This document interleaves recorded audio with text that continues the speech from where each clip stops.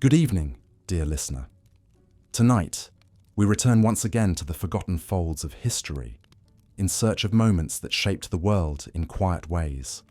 Whether you're cozy in bed or listening with closed eyes, I'm glad you're spending this peaceful time here. I'd love to know where you're tuning in from and what time it is in your part of the world. Are you just waking up or about to drift off with the past whispering in your ear? If you're enjoying these calm passages through time, please do subscribe. There are many more nights like this ahead. Now close your eyes and imagine the golden sands of ancient Egypt stretching endlessly under a blazing sun. Picture the mighty Nile flowing like a ribbon of life through this desert kingdom, its banks teeming with civilization that would endure for over 3 millennia. We often think of ancient Egypt as a land of solemn pharaohs, mysterious pyramids, and sacred rituals. But what did ordinary Egyptians do when the day's work was done? How did they pass their leisure hours? What brought laughter to their lives in a world we might consider harsh and unforgiving? The answer might surprise you, for the ancient Egyptians were remarkably inventive when it came to entertainment. They created pastimes that seem bizarre to our modern sensibilities, yet reveal a people who valued joy, competition, and the simple pleasure of having fun just as much as we do today. Let us begin with one of the most unexpected forms of entertainment, the ancient Egyptian obsession with games of chance and strategy. While we might assume that gambling is a modern vice, the truth is that Egyptians were rolling dice and placing bets over 4,000 years ago. Archaeological evidence shows us gaming boards carved from precious woods, inlaid with ivory and gold, suggesting that gaming was not merely a peasant's diversion, but a pastime enjoyed by the wealthy and powerful. The most popular of these games was called senet, which translates roughly to passing, or the game of passing through. This wasn't merely a way to while away an afternoon, it was believed to be a mystical journey through the afterlife itself. The game board consisted of 30 squares, arranged in 3 rows of 10, and players moved their pieces according to the throw of casting sticks or knuckle bones that served as dice. What made senet truly fascinating was its dual nature. On the surface, it appeared to be a simple race game, similar to our modern backgammon. But for the Egyptians, every move carried spiritual significance.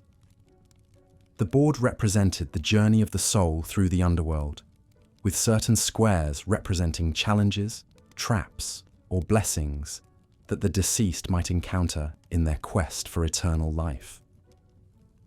Winning at senet wasn't just about luck or skill, it was seen as a favorable omen for one's prospects in the afterlife. Imagine an Egyptian nobleman returning home after a long day overseeing his estates. As the sun sets over the Nile, casting long shadows across his villa's courtyard, he settles down with his wife for an evening game of senet. But this isn't mere entertainment. With each throw of the casting sticks, with each strategic move of their pieces across the board, they're contemplating mortality, fate, and the eternal questions that have puzzled humanity since the dawn of consciousness. The game was so important to Egyptian culture that senet boards were regularly placed in tombs, ensuring that the deceased could continue playing throughout eternity.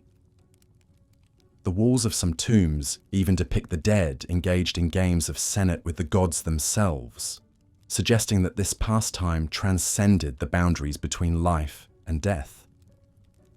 But senet was just one of many board games that captivated the Egyptian imagination.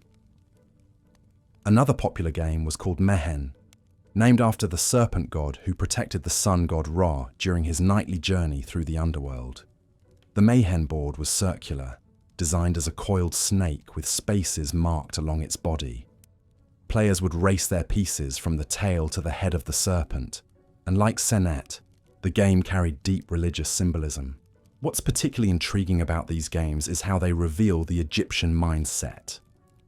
Unlike modern board games that are purely recreational, Egyptian games were infused with meaning, serving as meditation on life's deeper mysteries while still providing genuine entertainment. They understood something we sometimes forget in our digital age, that play and profundity need not be mutually exclusive. The popularity of these games extended far beyond the upper classes. Archaeologists have discovered simple Senate boards scratched into temple floors, carved into workers' quarters, and even etched into the Great Pyramid itself by the ancient builders during their lunch breaks. It seems that whether you were a pharaoh or a pyramid worker, the appeal of these mystical board games was universal. Moving beyond games of chance and strategy, the ancient Egyptians developed some truly peculiar sporting competitions that would seem bizarre by today's standards. One of the most unusual was a sport that combined elements of wrestling, acrobatics, and ritual combat, performed entirely in the nude and often in honor of various gods. These contests weren't simply displays of physical prowess, they were elaborate ceremonies that could last for days. Participants would undergo ritual purification, make offerings to the gods, and then engage in complex choreographed battles that told stories from Egyptian mythology. Imagine watching wrestlers reenact the eternal struggle between the gods Horus and Set, their bodies glistening with oil as they grappled in the sand, while thousands of spectators cheered and placed bets on the outcome. Another sport that captivated Egyptian audiences was a water-based competition that took place on the Nile during the annual flood season. Teams of young men would attempt to knock each other off boats using long poles, similar to medieval jousting but conducted on water. The goal was to maintain your balance while sending your opponent splashing into the sacred river. These aquatic battles were often accompanied by music, with drums and flutes providing a rhythmic soundtrack to the chaos. What made this sport particularly entertaining was its unpredictability. The flooding Nile was full of debris, swift currents, and occasionally dangerous wildlife. Participants had to contend not only with their human opponents, but also with the river itself. Spectators would line the banks, cheering for their favorite teams, while vendors sold food and drink, creating a carnival atmosphere that could last for weeks during the flood season. The Egyptians also developed a fascinating form of competitive swimming that involved racing against hippos.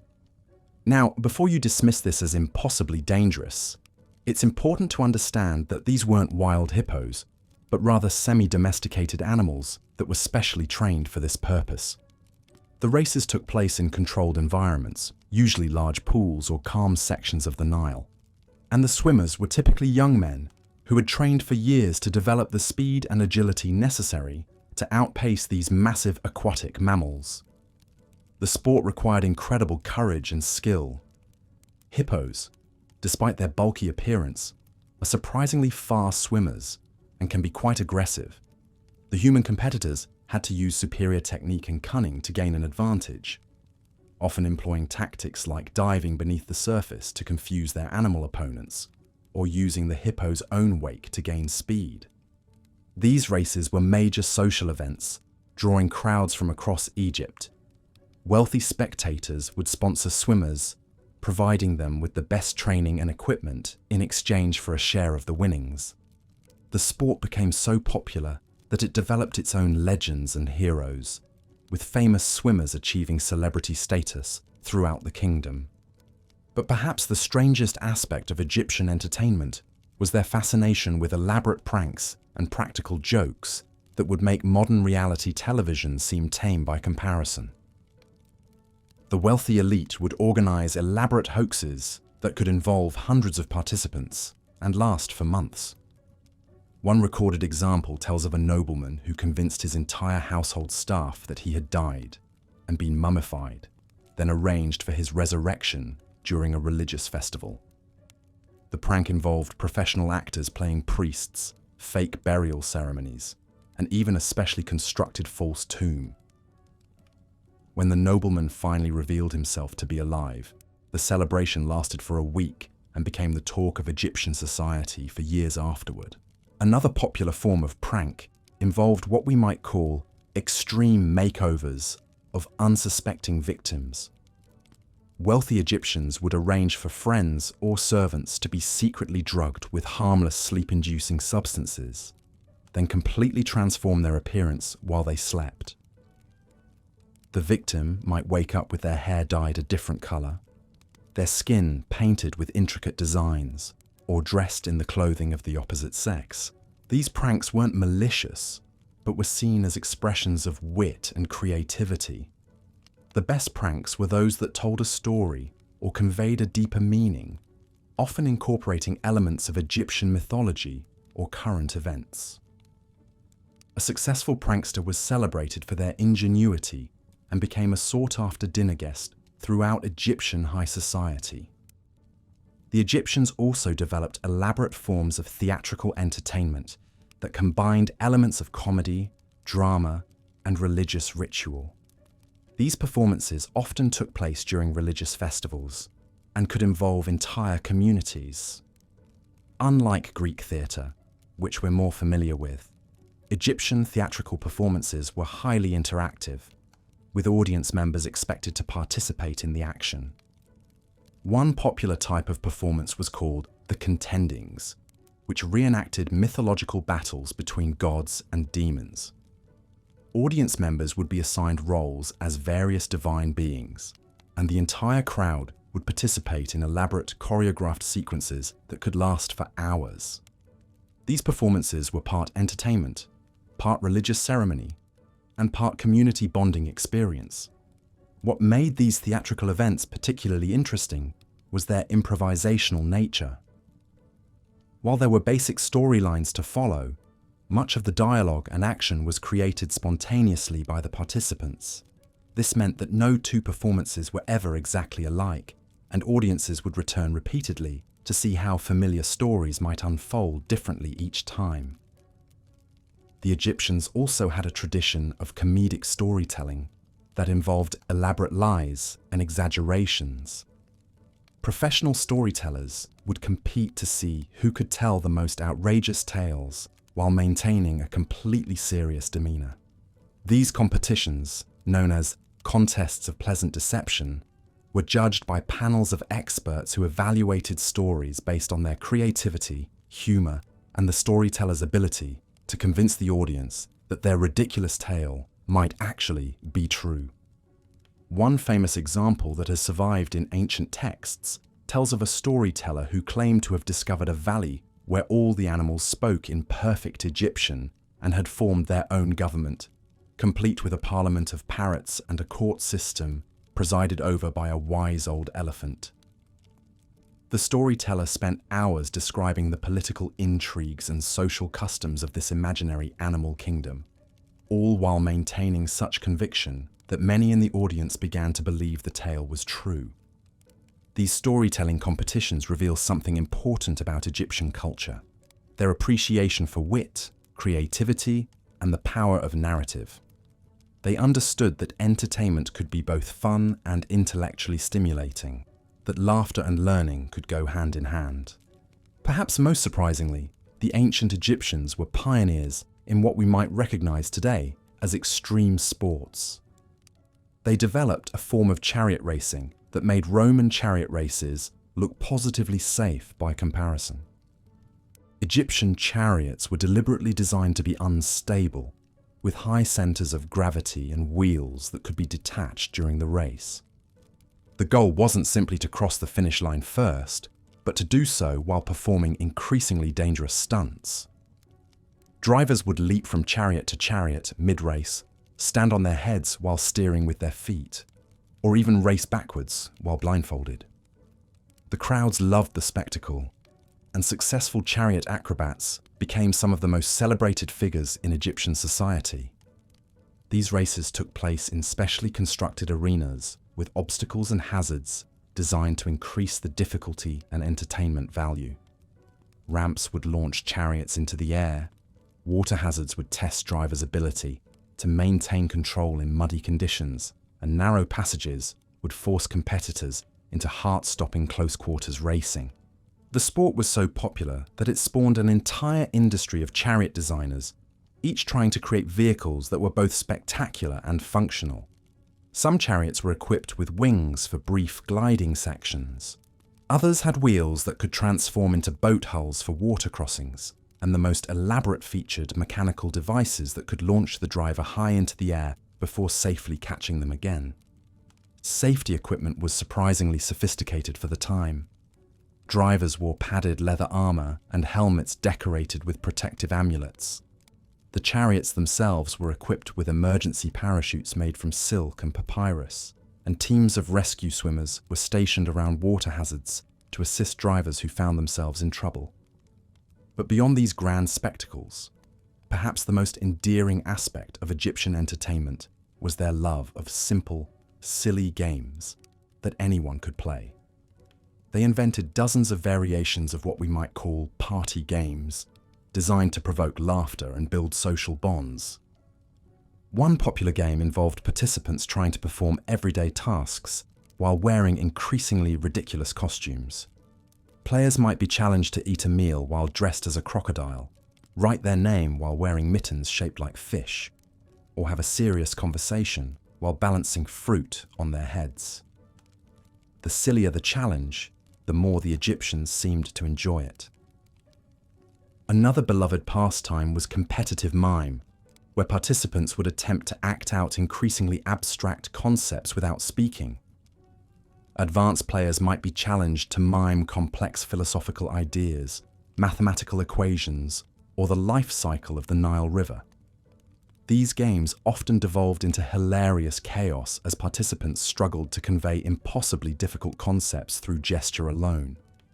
The Egyptians also enjoyed elaborate versions of what we might recognize as charades or word games. They developed complex riddles that incorporated hieroglyphic puns, mathematical puzzles, and references to religious texts. Solving these riddles required not only intelligence, but also deep knowledge of Egyptian culture and language, making them both entertaining and educational. What's remarkable about all these forms of entertainment is how they reflect the Egyptian worldview. Even their silliest games often contained elements of religious significance, mathematical precision, or artistic beauty. They seemed incapable of creating entertainment that was purely frivolous, instead infusing even their most light-hearted activities with deeper meaning and cultural significance. This integration of entertainment with education, spirituality, and community building reveals a sophisticated understanding of human nature. The Egyptians recognized that people learn better when they're having fun, that social bonds are strengthened through shared laughter, and that even play can serve important cultural functions.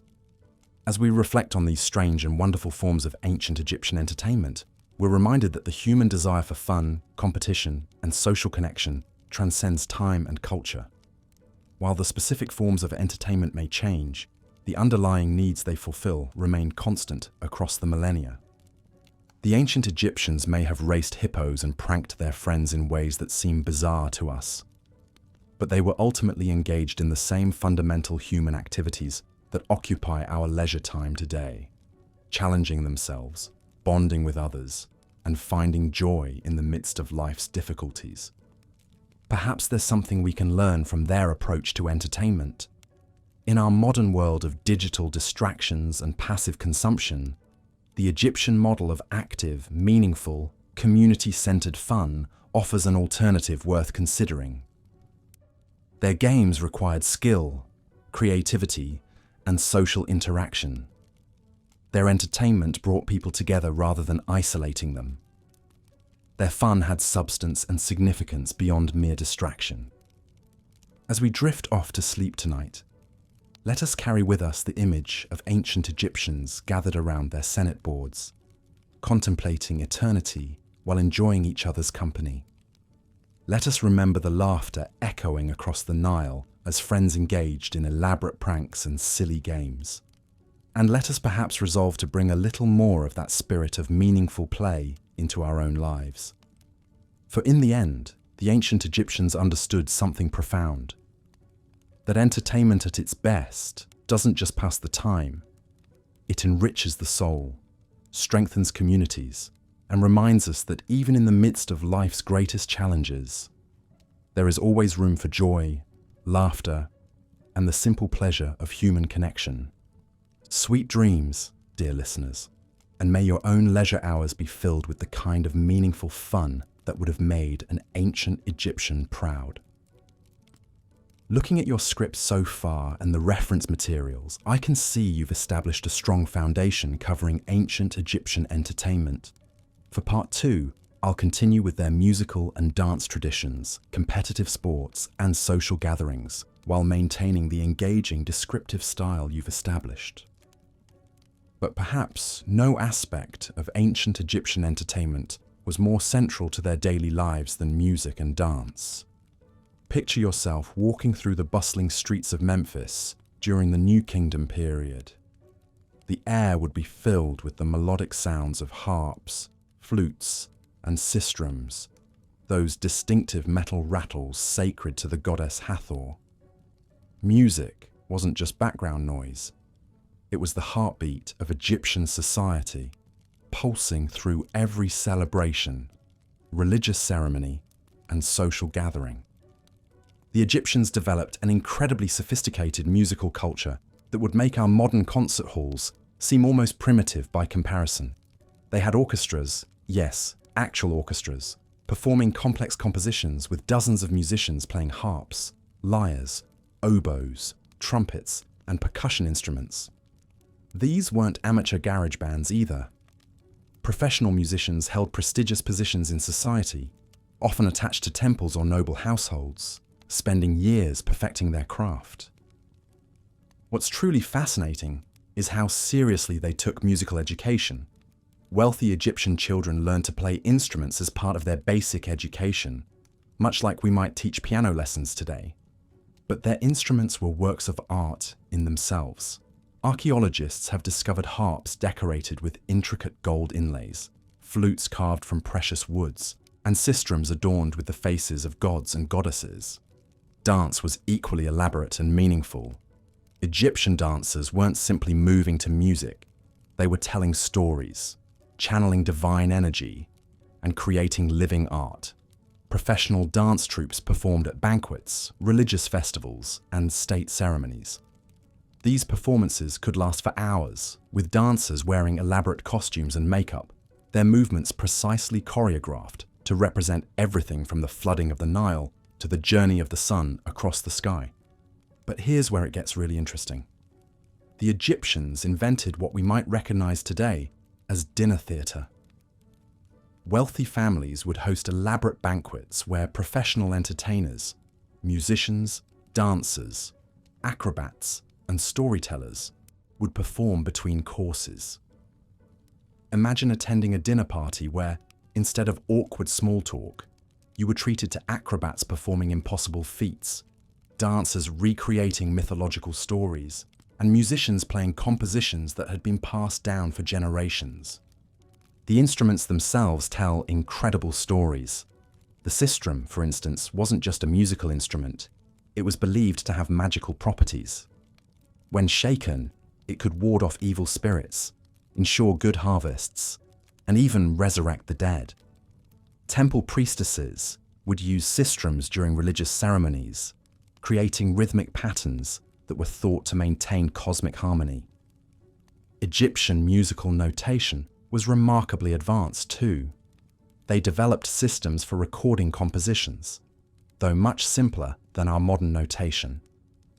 Musicians would use hand signals and body movements to conduct orchestras, and they had specific musical modes associated with different emotions and purposes. There were work songs for laborers, love songs for romantic occasions, and sacred hymns for religious ceremonies. The social aspect of Egyptian entertainment extended far beyond formal performances. They were absolutely obsessed with party games and social competitions that would make our modern game nights look positively boring.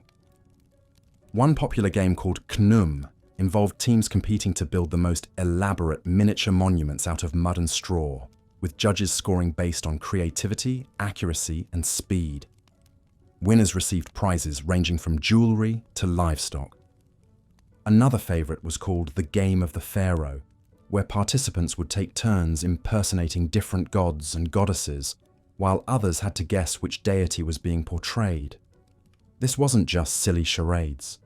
It required extensive knowledge of mythology, religious practices, and cultural traditions. Players who demonstrated exceptional knowledge were often recruited as scribes or temple assistants. The Egyptians also pioneered what we might recognize as competitive storytelling. During festivals and gatherings, professional storytellers would compete to see who could craft the most engaging tale. These competitions had strict rules. Stories had to incorporate specific elements chosen by the audience.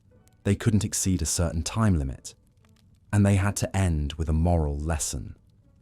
Winners were awarded titles, monetary prizes, and the honor of performing at royal events. Water-based entertainment was particularly elaborate during the flood season, when the Nile overflowed its banks, transforming the landscape into a vast network of waterways. Egyptians would organize boat races, swimming competitions, and elaborate water festivals. These weren't casual weekend activities. They were major social events that could last for weeks. The boat races were especially spectacular. Teams would decorate their vessels with colorful banners, ornate carvings, and painted designs representing their neighborhoods or professions. Races included different categories: speed competitions, endurance challenges, and artistic contests, judged on the beauty and creativity of the boat decorations. The winning teams received honors that lasted the entire year, including preferred seating at public events and reduced taxes. Swimming competitions were equally impressive. Both men and women participated, competing in different categories based on age and skill level. The Egyptians had developed sophisticated swimming techniques, including what we would recognize today as freestyle, backstroke, and even early versions of synchronized swimming performed by teams of dancers who had trained for years. But perhaps most remarkably, they organized elaborate mock naval battles during flood season. These weren't violent affairs. Think more like coordinated water ballet with military themes. Teams would reenact famous historical battles or mythological conflicts, complete with costumes, props, and choreographed sequences. Spectators would gather on artificial platforms built specifically for viewing these aquatic theatres. The gambling culture in ancient Egypt was incredibly sophisticated and, honestly, would probably shock modern casino operators with its complexity.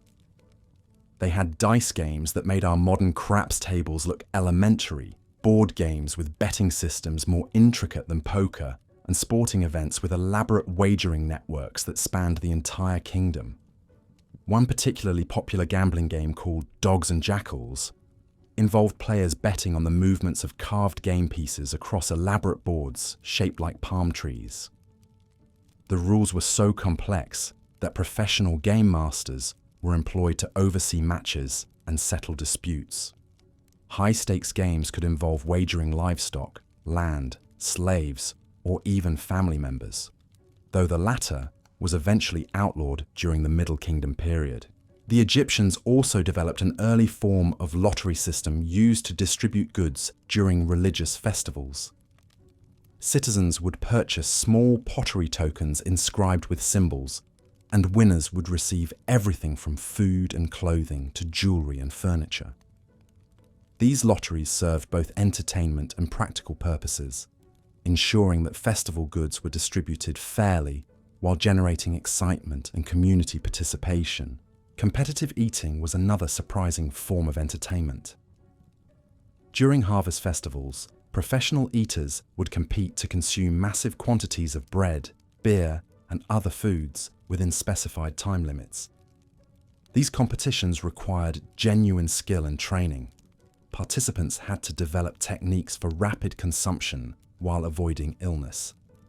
Winners became local celebrities and often traveled between cities to compete in regional championships. The theatrical performances in ancient Egypt were far more elaborate than most people realize. They didn't just have simple religious pageants. They developed complex dramatic productions with multiple acts, costume changes, and special effects that would impress modern audiences.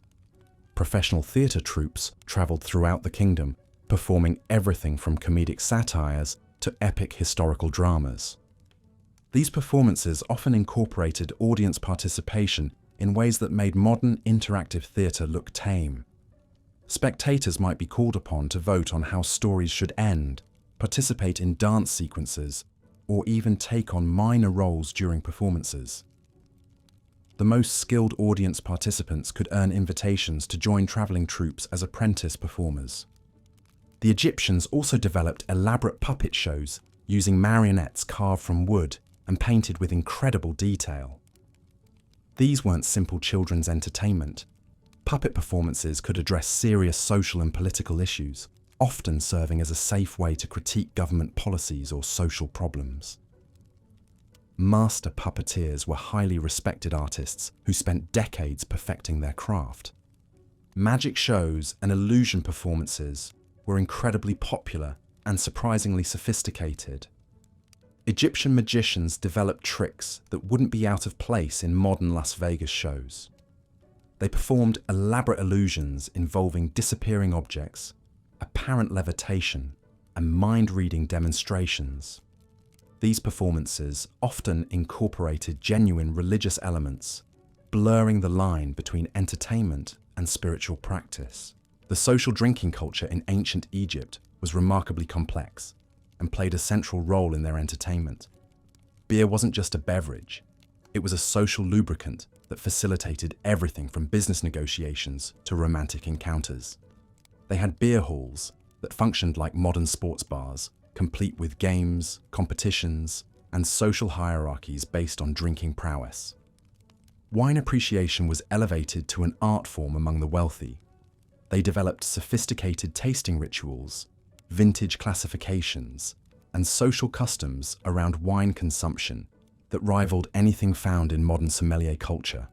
Wine tasting competitions were popular entertainment at upper-class gatherings, with participants judging wines based on color, aroma, taste, and the emotional responses they produced.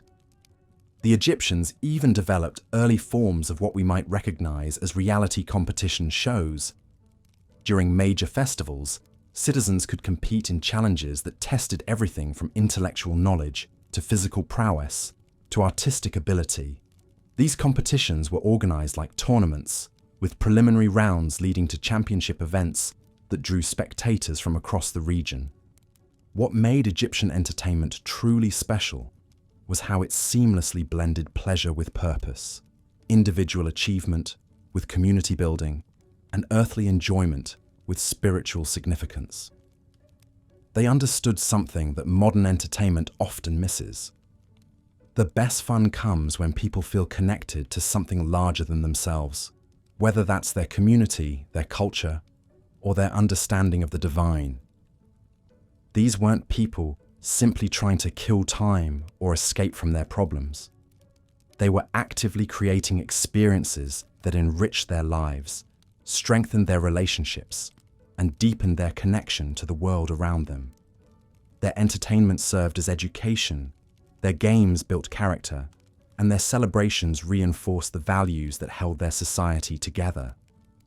As we've seen, ancient Egyptian entertainment was far from primitive or boring.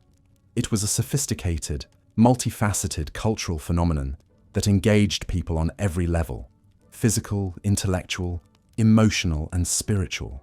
They created forms of fun that were simultaneously meaningful and joyous, challenging and rewarding, individual and communal.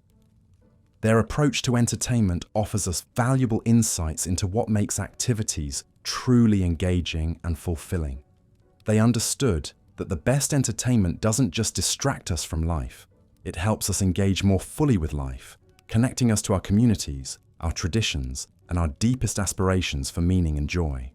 But not all Egyptian entertainment was reserved for grand spectacles and royal courts. In the quieter corners of daily life, ordinary Egyptians found their own ways to pass time and create joy amidst the rhythms of work along the Nile. Picture, if you will, a typical Egyptian household on a warm evening as the sun begins its descent toward the western horizon. The day's labor is done, the fishing nets have been hauled in, and the families gather in the courtyards of their mud brick homes.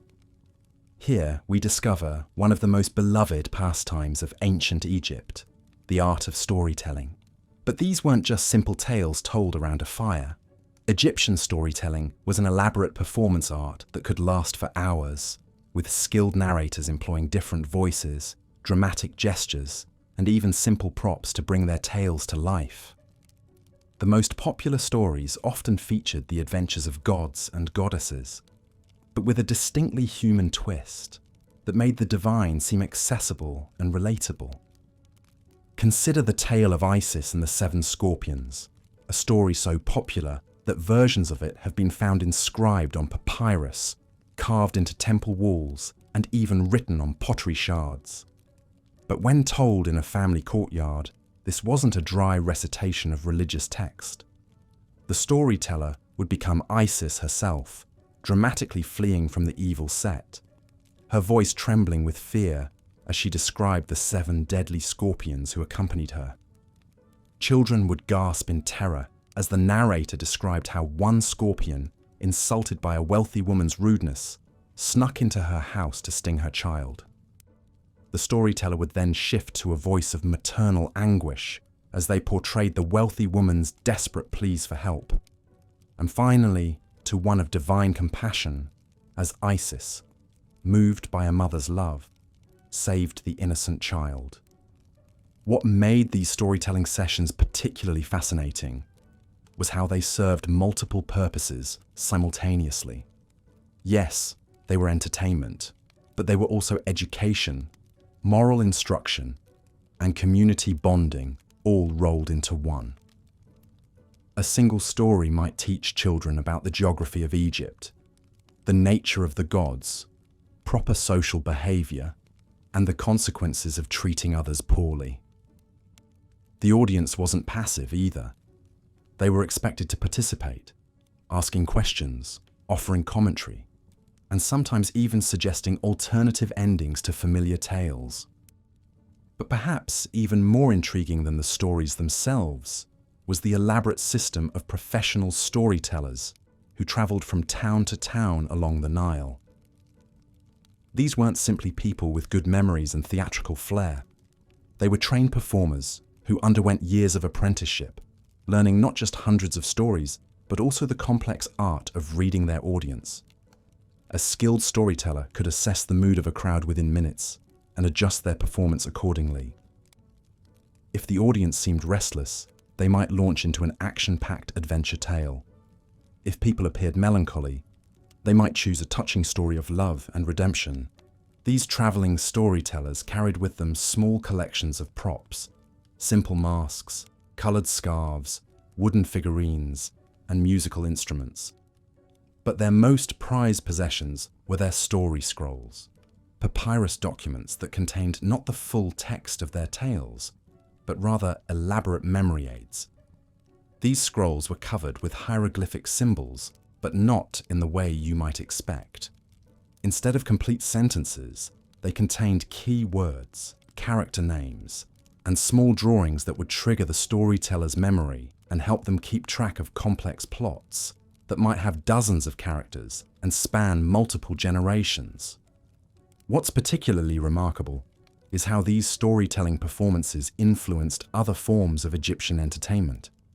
The theatrical elements developed by storytellers found their way into religious ceremonies, making temple rituals more engaging for worshippers.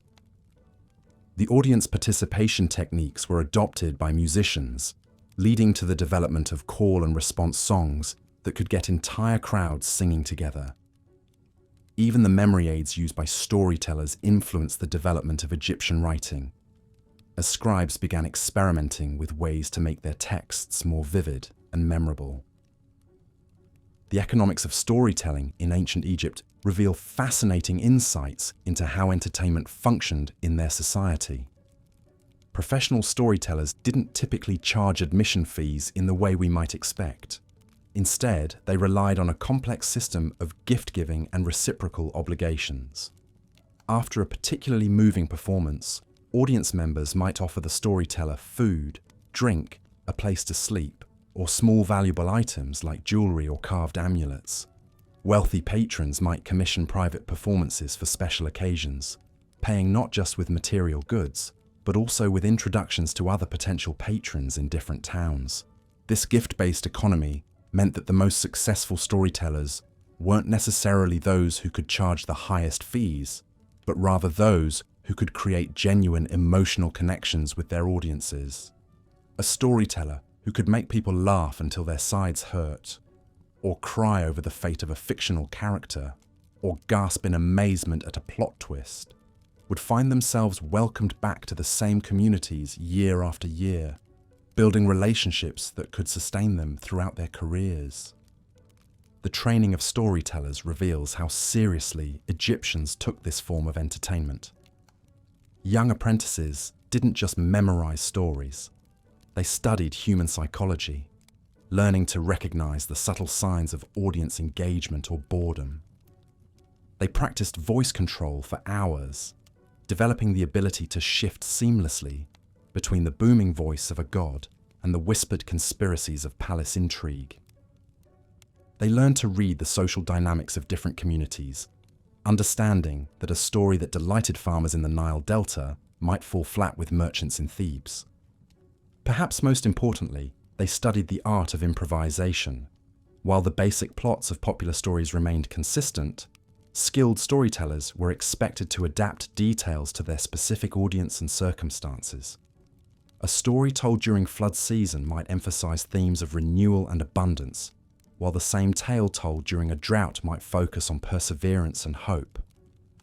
References to local landmarks, recent events, or familiar community members could transform an ancient myth into something that felt immediate and relevant.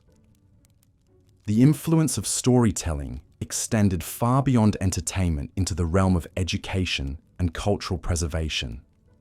In a society where literacy was limited to a small educated elite, storytellers served as living libraries, preserving and transmitting knowledge across generations.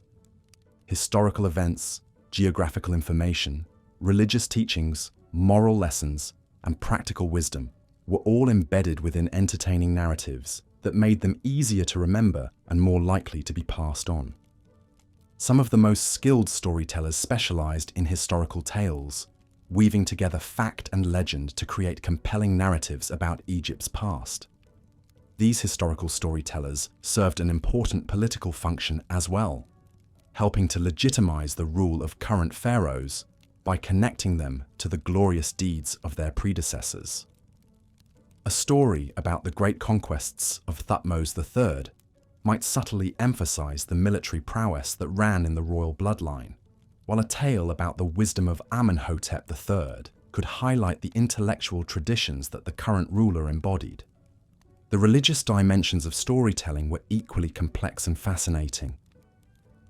While temple priests conducted formal religious ceremonies, storytellers made the gods accessible to ordinary people through narratives that emphasized the human-like qualities of divine beings. These stories served as a form of popular theology, helping people understand complex religious concepts through concrete, relatable scenarios. The god Thoth might appear not as an abstract concept of wisdom, but as a clever character who outwitted his enemies through cunning wordplay. The goddess Hathor might be portrayed not as a distant divine figure, but as a mother whose fierce love for her children led her to perform amazing feats. This popularization of religious themes sometimes put storytellers at odds with the official priesthood, who preferred to maintain tighter control over religious interpretation. However, the stories were so popular and served such important social functions that they were generally tolerated and even encouraged. Smart priests recognized that storytellers were actually strengthening religious belief by making it more accessible and emotionally engaging for ordinary people. The seasonal rhythms of Egyptian life deeply influenced storytelling traditions. During the flood season, when much of the population was temporarily displaced from their normal activities, storytelling reached its peak. Communities that were usually scattered across the countryside found themselves gathered together on higher ground, creating perfect conditions for elaborate storytelling festivals that could last for weeks. These seasonal gatherings became so important that they influenced the development of Egyptian calendar systems, with certain stories traditionally told only during specific times of the year. The technical aspects of storytelling performance were remarkably sophisticated. Skilled storytellers developed techniques for projecting their voices to reach large outdoor audiences without amplification.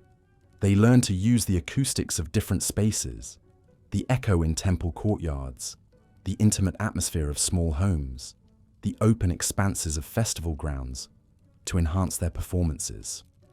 They understood how lighting affected storytelling, timing their most dramatic moments to coincide with the flickering of oil lamps or the play of shadows from a setting sun. Physical endurance was also crucial, as popular storytellers might perform for hours without a break. They developed breathing techniques that allowed them to maintain vocal clarity throughout long performances, and they learned to pace their energy so that they could build to climactic moments without exhausting themselves. The most skilled performers could seamlessly transition between high-energy action sequences and quiet, intimate moments, keeping their audiences engaged through a full spectrum of emotional experiences. The collaborative nature of Egyptian storytelling challenges our modern assumptions about individual artistic expression. While we tend to think of stories as having specific authors, Egyptian tales were typically communal creations that evolved over time through the contributions of multiple storytellers. A story that began as a simple folktale in one village might acquire new characters, plot twists, and moral dimensions as it traveled along the Nile, shaped by the creative input of dozens of different performers. This collaborative approach meant that the most enduring stories were those that proved most adaptable to different circumstances and audiences. Tales that could be easily modified to reflect local concerns, current events, or seasonal changes had the best chance of survival and widespread popularity.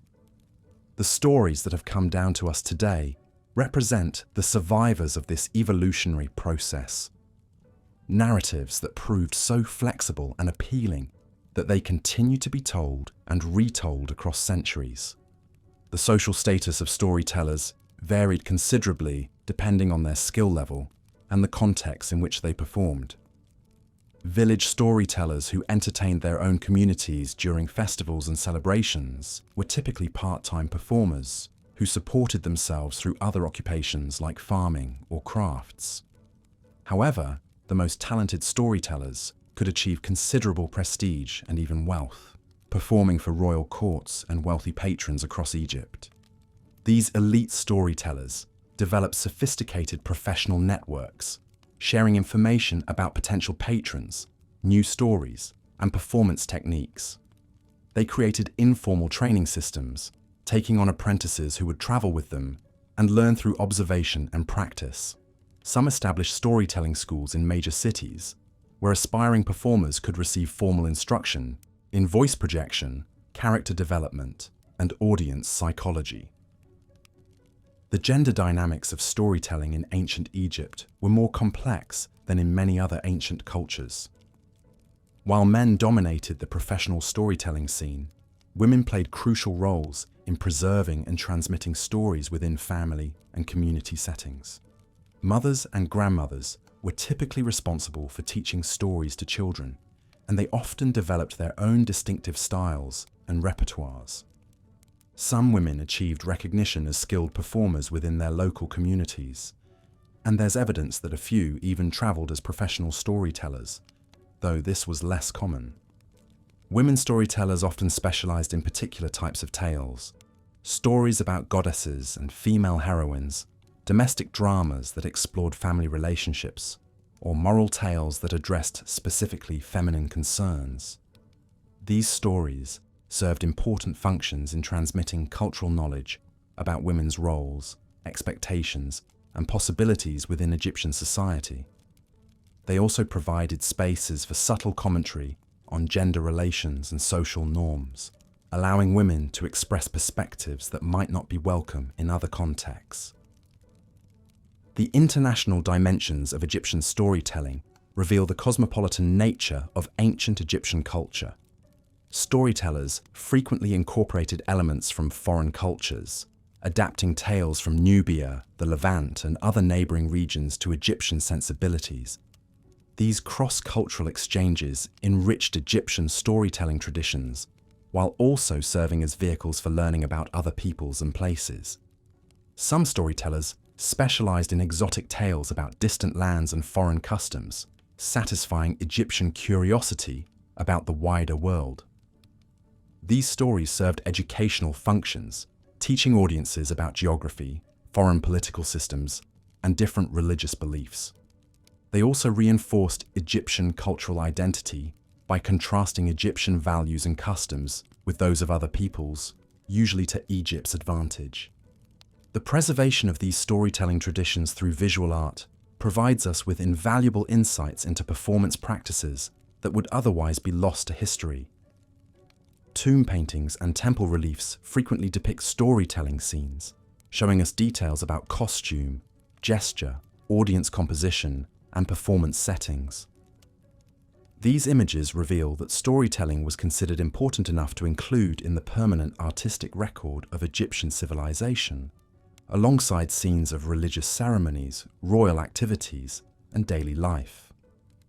Musical instruments often accompanied storytelling performances, with simple percussion instruments helping to maintain rhythm and emphasize dramatic moments. Some storytellers were skilled musicians who could seamlessly integrate singing into their narratives, creating multimedia performances that engaged multiple senses. The boundary between storytelling and musical performance was often fluid, with many entertainers moving freely between different artistic modes depending on audience preferences and circumstances. The educational functions of storytelling extended beyond simple moral instruction to include practical knowledge about agriculture, crafts, navigation, and other essential skills. Stories about farmers might contain detailed information about crop rotation, irrigation techniques, or pest control, embedded within entertaining narratives about characters overcoming challenges. Tales of river journeys could teach navigation skills while also providing exciting adventure stories. This integration of practical education with entertainment made learning more enjoyable and memorable for audiences who might not have had access to formal schooling. The psychological sophistication of Egyptian storytelling traditions is evident in their nuanced understanding of human motivation and behavior. The best stories didn't simply divide characters into heroes and villains, but instead explored the complex factors that led people to make both good and evil choices. These psychological insights served therapeutic functions, helping audiences understand their own emotions and relationships, while providing models for dealing with common human problems. The legacy of Egyptian storytelling traditions can be traced through later Mediterranean cultures, influencing Greek theatre, Roman entertainment, and eventually European literary traditions. The narrative techniques developed by Egyptian storytellers, the use of suspense, character development, moral complexity, and audience participation, became foundational elements of Western storytelling. Even today, many of the basic principles of effective narrative that we use in movies, television, and literature can be traced back to innovations first developed by ancient Egyptian storytellers working to captivate audiences along the Nile over 3,000 years ago. As we consider these elaborate storytelling traditions, we begin to understand that ancient Egyptian entertainment was far more sophisticated and psychologically complex than we might initially assume. These weren't simply primitive diversions, but rather carefully crafted cultural practices that served multiple important functions within Egyptian society. They preserved knowledge, transmitted values, strengthened community bonds, provided psychological support, and created shared cultural experiences that helped bind Egyptian civilization together across the vast distances of the Nile Valley. The time and energy that Egyptians invested in developing these storytelling traditions reveals something profound about their priorities and values. In a society that could have devoted all its resources to purely practical concerns like agriculture, defense, and administration, the fact that they chose to support elaborate entertainment systems suggests a deep understanding of human psychological needs and the importance of cultural life in creating a thriving civilization. Here's part 4 of your 12-part script for Boring History: Strange Things People Did for Fun in Ancient Egypt. Welcome back to our journey through the fascinating and frankly bizarre world of ancient Egyptian entertainment. We've discovered that these ancient people weren't just sitting around building pyramids all day. They were surprisingly creative when it came to having a good time. From their elaborate board games that doubled as spiritual journeys to their death-defying sports and theatrical spectacles, the Egyptians knew how to party. But we've only scratched the surface of their entertainment culture. Now, let's dive deeper into something that might surprise you about ancient Egypt: their absolutely wild approach to festivals and celebrations. These weren't your typical birthday parties or harvest celebrations. The Egyptians turned their religious festivals into massive, multi-day entertainment extravaganzas that would make modern music festivals look tame by comparison. The Festival of Opet was perhaps their most spectacular celebration, lasting anywhere from 11 to 27 days, depending on the pharaoh's mood and the treasury's budget. Picture this. The entire city of Thebes essentially shut down for nearly a month, while the population engaged in what can only be described as controlled chaos. The festival began with elaborate processions where the sacred barks, ornate boat-shaped shrines, carrying the statues of gods, were paraded through the streets. But here's where it gets interesting. The common people weren't just passive observers.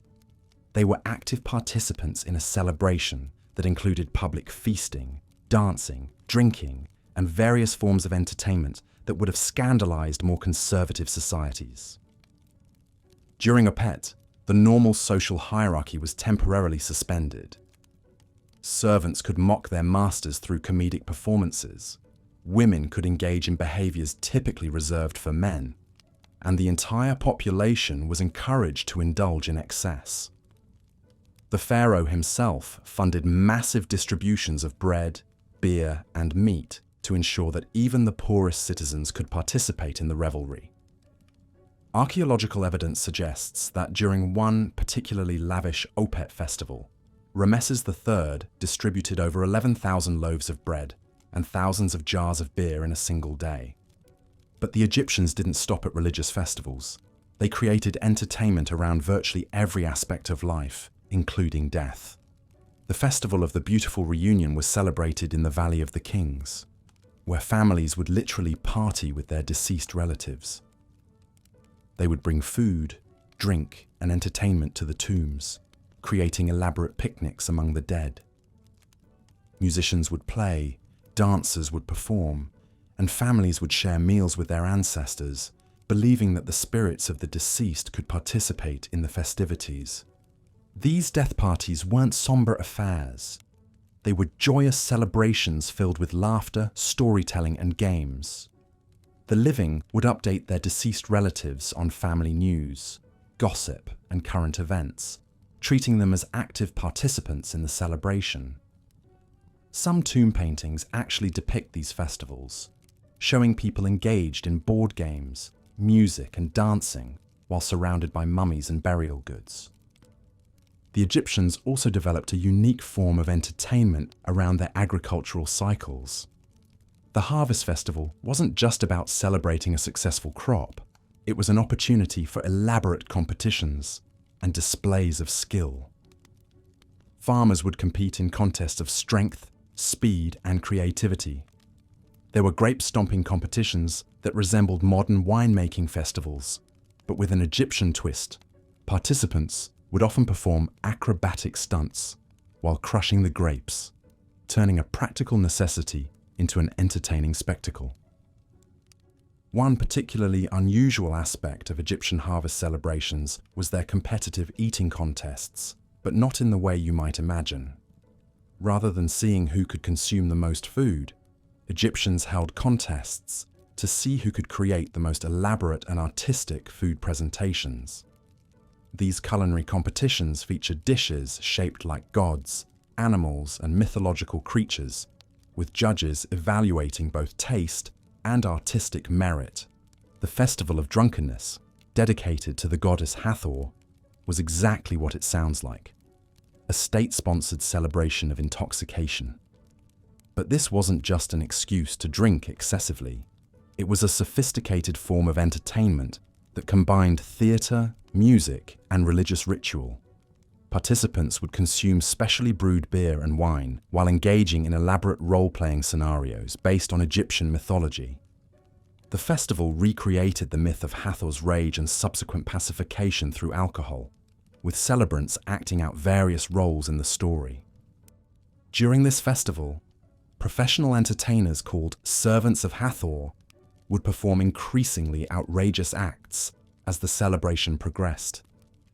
These included comedic sketches that parodied daily life, improvised musical performances, and dramatic reenactments of famous myths. The more intoxicated the audience became, the more creative and risque the entertainment became, creating a feedback loop of escalating revelry. The Egyptians also developed seasonal entertainment traditions that varied by region and social class. In the Delta regions, they celebrated the annual flooding of the Nile with water festivals that included boat races, swimming competitions, and elaborate water pageants. These weren't simple races. They were theatrical productions, with decorated boats representing different gods and mythological scenes. Participants would dress in costumes and perform while navigating the flooded fields, creating moving theatrical displays visible from great distances. Desert communities developed their own unique entertainment traditions centered around the harsh environment they inhabited. They created endurance competitions that tested participants' ability to survive in extreme conditions. But these were structured as games rather than genuine survival challenges. Competitors would navigate obstacle courses in the desert, solve puzzles related to survival skills, and demonstrate their knowledge of desert lore through storytelling competitions. The Egyptians were particularly innovative when it came to nighttime entertainment. They developed elaborate shadow puppet shows using the walls of tombs and temples as screens. These performances told stories from Egyptian mythology, but with a comedic twist that often poked fun at the gods and pharaohs. The puppet shows were accompanied by live music and sound effects, creating immersive entertainment experiences that could last for hours. One of the most sophisticated forms of Egyptian entertainment was their development of mystery festivals, elaborate events that combined elements of theatre, puzzle solving, and religious ritual. Participants would be given clues and challenges that required them to demonstrate knowledge of Egyptian mythology, history, and culture.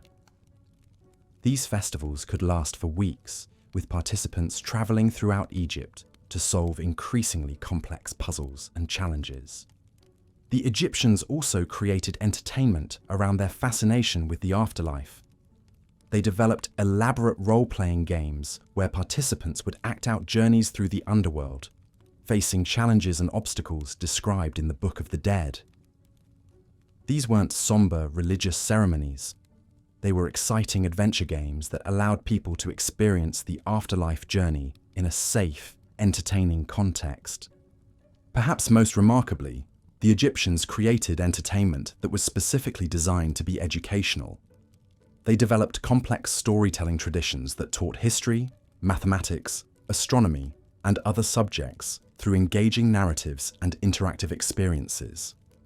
Children and adults would participate in educational games that made learning enjoyable rather than tedious. Their astronomical festivals combined entertainment with scientific observation.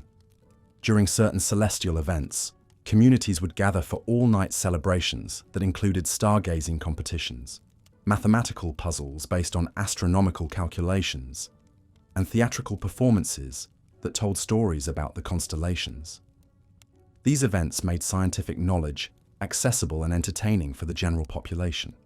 The Egyptians also pioneered forms of entertainment that we might recognize today as early versions of escape rooms or adventure games.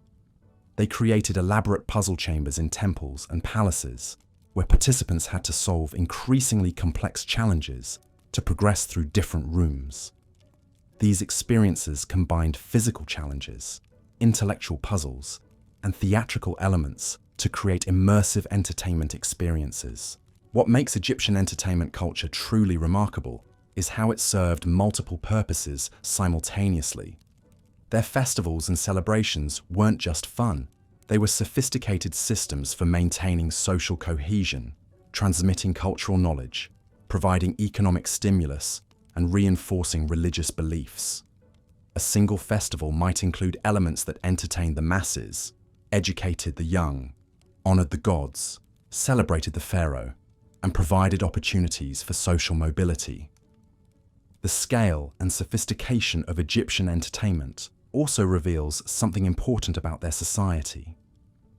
The fact that they invested so much time, energy, and resources into creating elaborate forms of fun suggests a civilization that valued joy, creativity, and community celebration.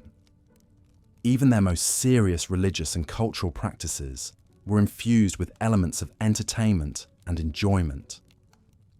This integration of entertainment into all aspects of life created a culture where learning, working, and celebrating were interconnected rather than separate activities. The Egyptians understood something that modern societies sometimes forget, that entertainment isn't just a frivolous distraction from serious life, but an essential component of human flourishing that can enhance every other aspect of existence. As we continue exploring the strange and wonderful world of ancient Egyptian entertainment, we'll discover even more surprising ways that these ancient people found joy, meaning, and community through their creative and often bizarre approaches to having fun. Their legacy reminds us that the human desire for entertainment, celebration, and shared joy is as old as civilization itself, and that sometimes the most seemingly frivolous activities reveal the deepest truths about who we are as human beings. Based on the reference videos and the script summary you've provided, here's part 5 of your 12-part script. But even these fleeting moments of respite couldn't mask a darker truth about ancient Egyptian entertainment. Beneath the colourful pageantry and joyous celebrations lay practices that would make modern audiences deeply uncomfortable. You see, not all forms of ancient fun were created equal, and some of the most popular entertainments came at a terrible human cost. Take gladiatorial combat, for instance. While we often associate this with Rome, the Egyptians had their own brutal spectacles that drew massive crowds. In the great amphitheatres of Alexandria, captured prisoners and condemned criminals were forced to fight wild animals or each other to the death. The roar of the crowd would echo across the city as spectators cheered for blood, their appetites for violence seemingly insatiable. Picture yourself in those stone seats, the hot sun beating down as sand soaks up crimson stains below. Wealthy Egyptians would place bets on which fighter would survive, treating human suffering as nothing more than an afternoon's entertainment. Children as young as 10 would attend these spectacles, their young minds normalized to violence in ways that shaped their understanding of power and worth. But perhaps even more disturbing were the elaborate human sacrifices that accompanied certain religious festivals. During the annual flooding of the Nile, priests would sometimes offer human lives to ensure the river's continued bounty. These weren't quick, merciful deaths. Victims were often buried alive in the foundations of new temples, their final screams believed to strengthen the sacred structures above them. The Festival of Min, celebrating fertility and harvest, sometimes included ritual drownings, where young people were cast into the Nile while still breathing.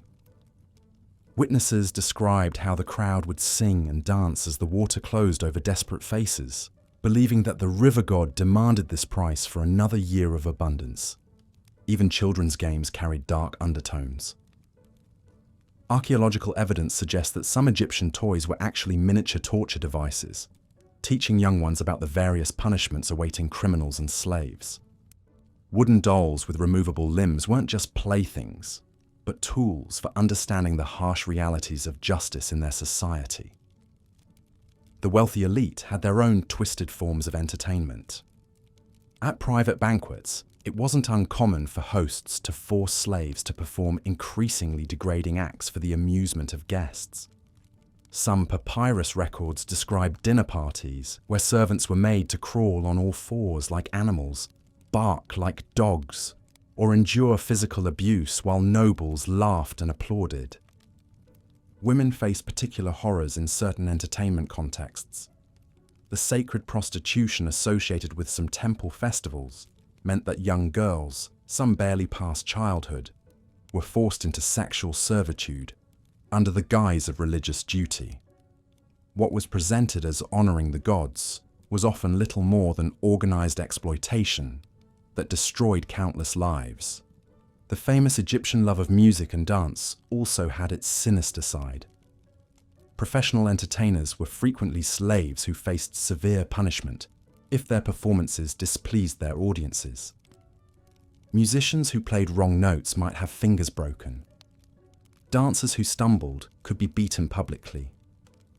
The beautiful art we admire today was often created through fear and coercion. Even the beloved practice of mummification, central to Egyptian death rites, involved horrific suffering for some.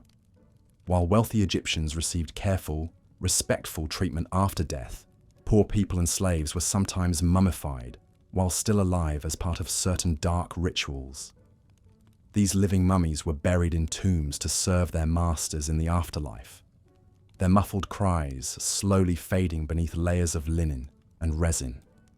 The contrast between Egypt's cultural achievements and these brutal practices reveals an uncomfortable truth about human nature. The same civilization that gave us magnificent pyramids and profound philosophical insights also normalized cruelty as entertainment. The same people who created beautiful art and poetry could watch fellow humans suffer and die for sport.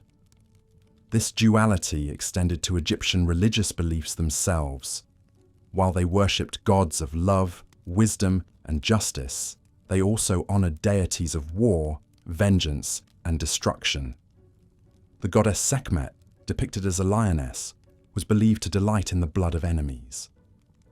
Festivals in her honor included mock battles that sometimes turned deadly when participants got carried away by religious fervor.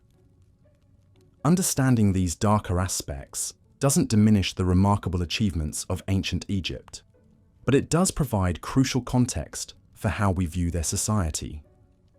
Entertainment, religion, and daily life were interconnected in ways that could produce both breathtaking beauty and shocking cruelty, sometimes within the same celebration. The Egyptians themselves seemed to recognize this tension. Many of their stories and moral teachings warned against excessive cruelty and emphasized the importance of compassion. Yet the gap between ideal and reality remained vast, just as it does in our own time. Perhaps that's what makes studying ancient Egypt so fascinating and disturbing in equal measure. This section maintains the engaging tone while exploring the darker aspects of Egyptian entertainment, providing the complexity and contrast that will set up the remaining parts of your series. Looking at your previous script segments and the reference materials provided, here's part 6 of your boring history, Strange Things People Did for Fun in Ancient Egypt script.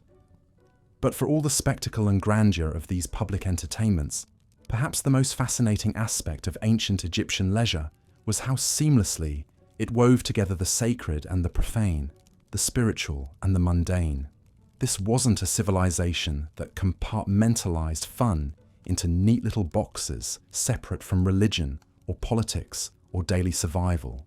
Instead, entertainment was the golden thread that bound their entire worldview together, creating a tapestry where every celebration, every game, every song served multiple purposes simultaneously. Take their approach to storytelling, for instance. While we've already explored their grand theatrical productions, the Egyptians were equally masterful at more intimate forms of narrative entertainment.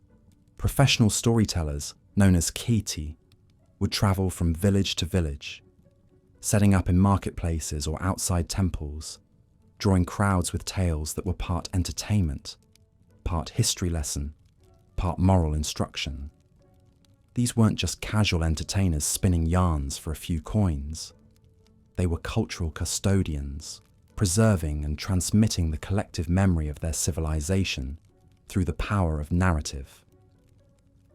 The most skilled among these storytellers could hold an audience spellbound for hours, weaving together mythological tales with contemporary events, creating stories that felt both timeless and urgently relevant. They would tell of Isis searching for the scattered pieces of Osiris, but somehow make it resonate with a farmer's struggle to rebuild after a flood. They would recount the adventures of Sinuhe, the court official who fled Egypt and found redemption in foreign lands, making it speak to anyone who had ever felt displaced or homesick. What made these performances particularly captivating was their interactive nature. The audience wasn't passive. They would call out responses, suggest plot twists, even challenge the storyteller's version of events. A skilled kiti could adapt their tale in real time, incorporating audience suggestions while maintaining the story's essential structure and meaning. It was improvisation at its finest, a collaborative creation of meaning that brought communities together in ways that modern entertainment rarely achieves. But perhaps even more intriguing was how the Egyptians used entertainment as a vehicle for education, particularly for children. They understood something that many modern educators struggle with. Learning is most effective when it's enjoyable. They created elaborate games that taught mathematical concepts, geographical knowledge, and historical facts without the children even realizing they were in school. One such game, called Hounds and Jackals, was essentially a board game that required players to navigate a complex path while making calculations and strategic decisions. But embedded within the gameplay were lessons about Egyptian geography, as the board was designed to represent the journey along the Nile from the Delta to Nubia. Children learned the names of major cities, the distances between them, the seasonal patterns of flooding, all while having a blast trying to outmaneuver their opponents. Similarly, they had musical games that taught rhythm and mathematics simultaneously. Children would learn to clap complex patterns that corresponded to mathematical sequences, developing both musical ability and numerical literacy.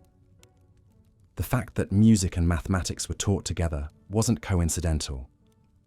The Egyptians understood the deep connections between these disciplines, thousands of years before modern neuroscience confirmed the relationship between musical training and mathematical ability. Even their physical games served educational purposes. Wrestling matches weren't just about strength and skill. They were opportunities to teach young men about honor, respect for opponents, and the importance of accepting defeat gracefully.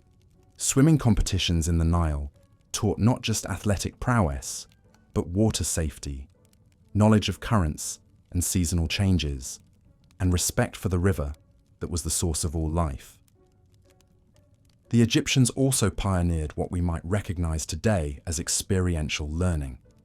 They created elaborate role-playing scenarios where children could practice being scribes, priests, merchants, or craftsmen.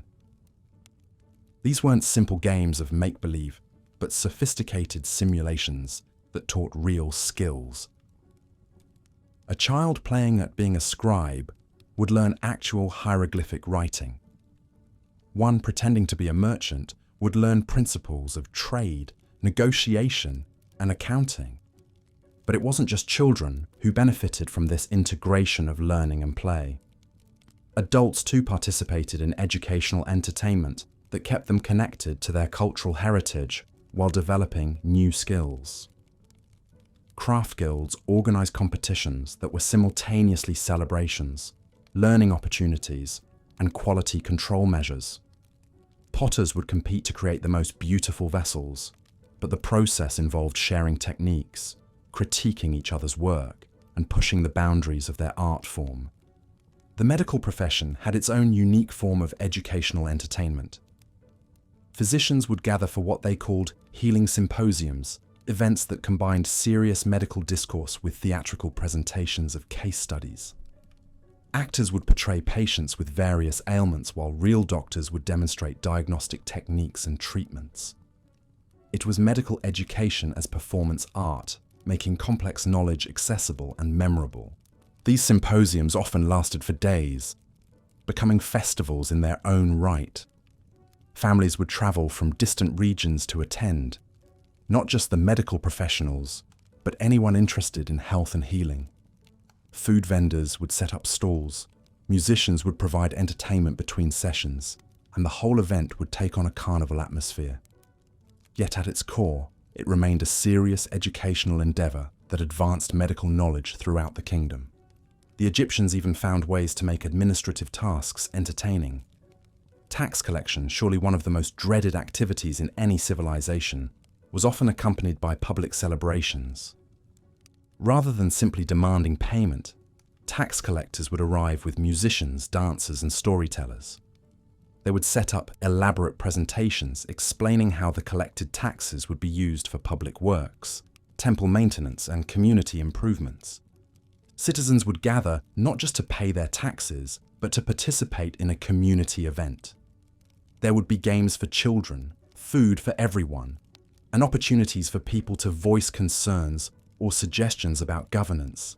It was democracy disguised as entertainment, civic engagement wrapped in celebration. The tax collectors understood that people are more willing to contribute to something they feel part of, and these events fostered a sense of collective ownership in the community's well-being. This approach extended to religious obligations as well. Rather than treating religious duties as burdens to be endured, the Egyptians transformed them into joyous celebrations. Temple maintenance, for instance, was often organized as community festivals. People would bring offerings not in solemn procession, but in colorful parades featuring music, dancing, and theatrical performances. The work of cleaning, repairing, and decorating the temples became a form of collective artistic expression. Even the most serious religious rituals incorporated elements of entertainment. Funeral preparations, while obviously somber occasions, often included celebratory aspects that honored the deceased's life through storytelling, music, and shared meals. These weren't morbid affairs, but genuine celebrations of a life well lived, opportunities for the community to come together and support the grieving family while preserving the memory of the departed. The Egyptians understood something profound about human nature. We are fundamentally social creatures who learn best, work most effectively, and find deepest meaning when we're engaged with others in activities that bring us joy. They didn't see entertainment as a frivolous distraction from serious pursuits, but as the very mechanism through which serious pursuits become meaningful and sustainable. This integration of entertainment with education, work, and spiritual practice created a culture that was remarkably resilient and adaptive. When faced with challenges like invasions, natural disasters, or political upheaval, the Egyptians could draw upon a deep well of shared knowledge, communal bonds, and cultural practices that had been strengthened through generations of joyful participation. Their approach to entertainment also fostered innovation in ways that purely serious pursuits might not have.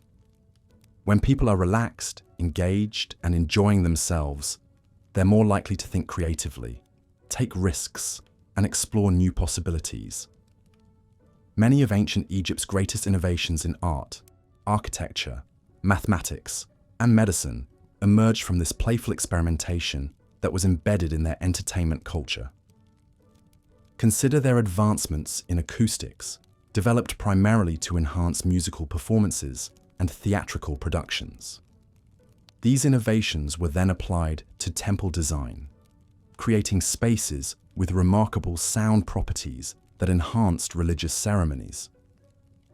Or their sophisticated understanding of optics, originally developed to create spectacular lighting effects for festivals, which later contributed to advances in astronomy and navigation. The Egyptians also understood the importance of variety in entertainment. They recognized that different people had different preferences, different learning styles, different ways of finding joy. Their entertainment offerings were remarkably diverse, ensuring that everyone in society could find something that resonated with them. The introvert could enjoy quiet games of strategy, while the extrovert could participate in boisterous festivals. The intellectually inclined could engage in complex riddle competitions, while the physically active could compete in athletic contests.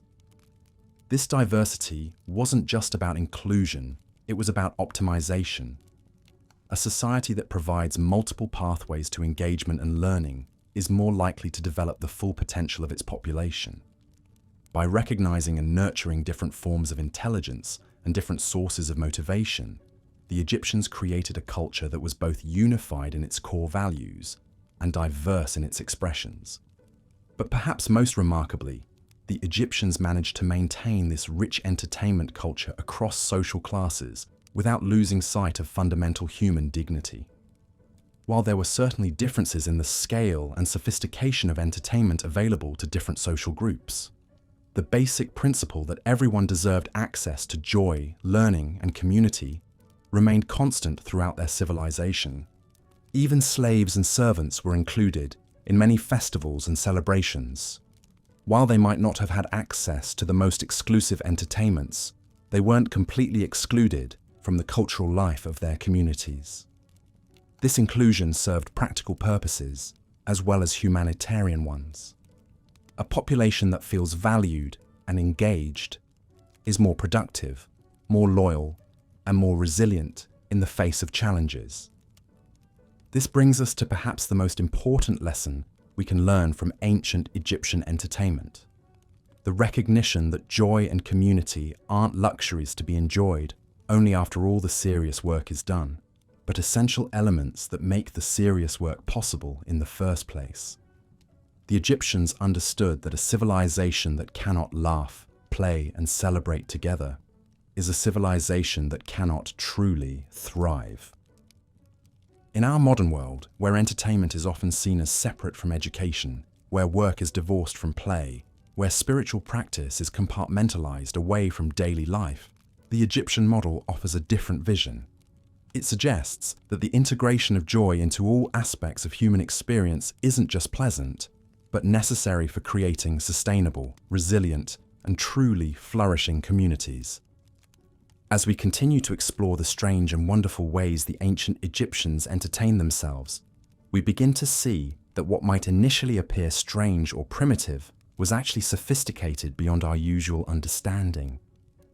Their entertainment wasn't just about having fun, though they certainly did that.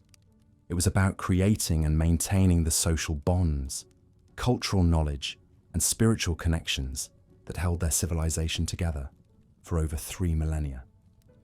And perhaps, in our own age of increasing isolation and specialization, there's something we can learn from these ancient masters of integrated living, something about the power of shared joy to create not just momentary pleasure, but lasting meaning and enduring community. Welcome back, fellow night owls and history enthusiasts. Before we dive into another fascinating chapter of ancient Egyptian entertainment, I'd love to hear from you in the comments. Where in the world are you tuning in from? And what time is it for you right now? Whether you're winding down for the night in New York, or just starting your morning in Tokyo, I'm delighted to have you here for this journey through time. If you've been following along with our exploration of how the ancient Egyptians found joy and meaning in their daily lives, you'll remember we've covered their grand festivals, competitive games, and even some of their darker entertainments. Now, we're going to delve into something truly remarkable: the sophisticated world of ancient Egyptian performance arts and social gatherings that went far beyond simple amusement. But first, let me paint you a picture. Imagine stepping into the courtyard of a wealthy Egyptian household on a warm evening along the Nile.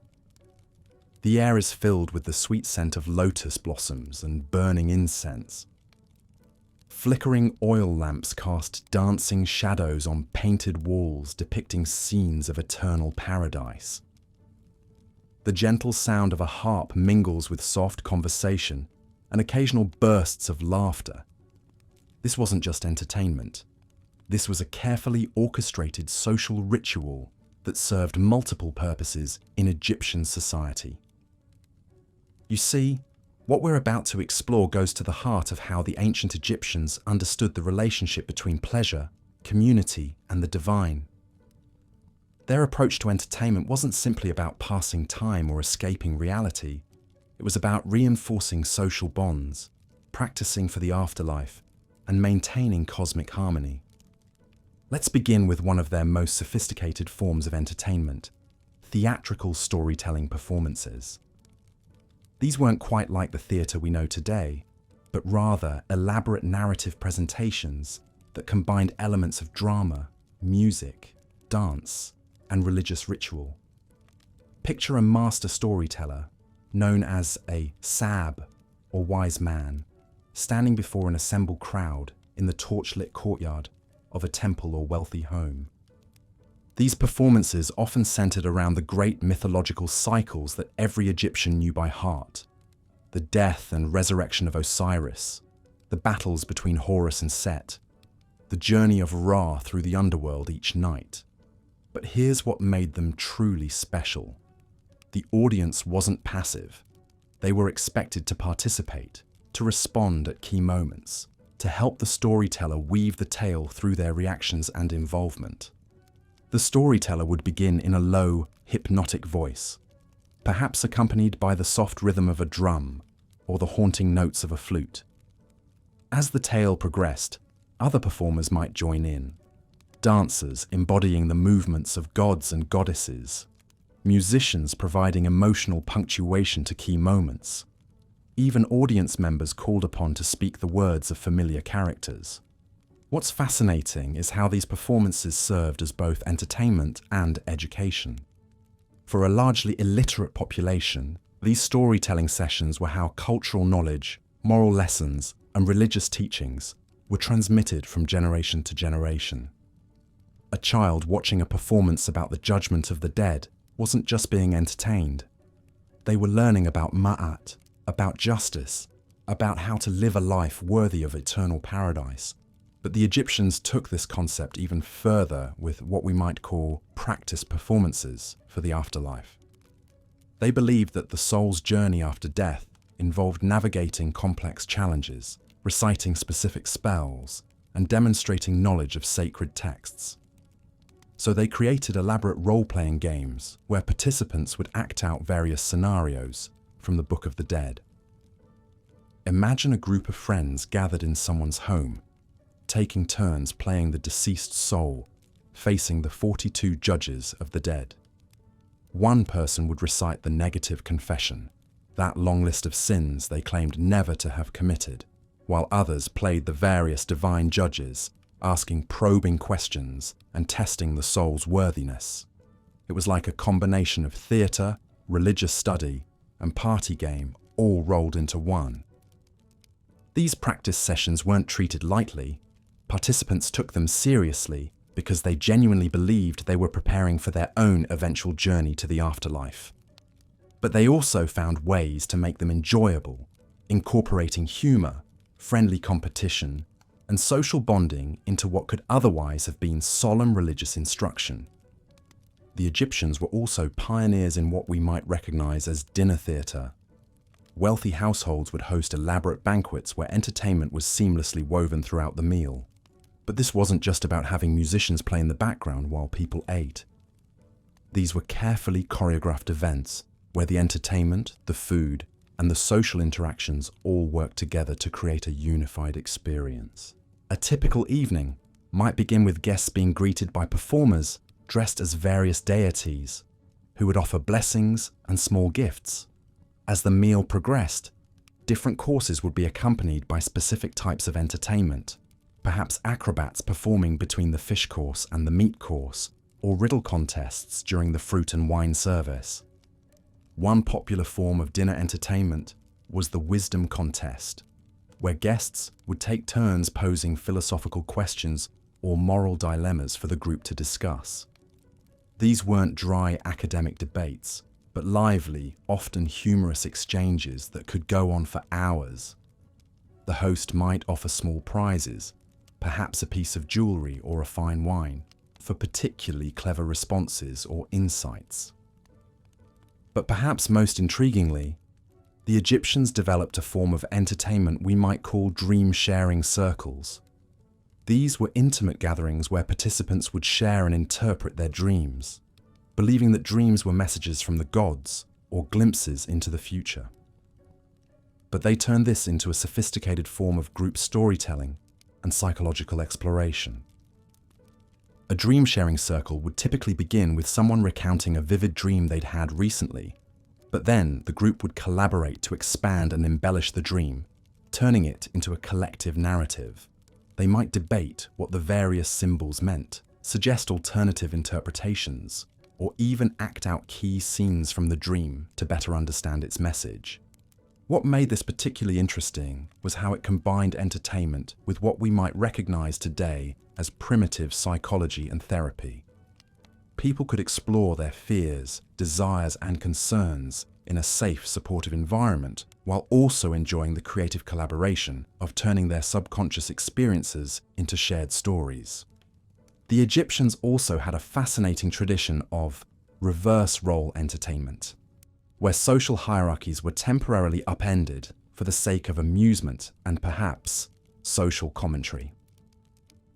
During certain festivals or private gatherings, servants might be invited to give orders to their masters, children might lecture their parents, or women might take on traditionally male roles.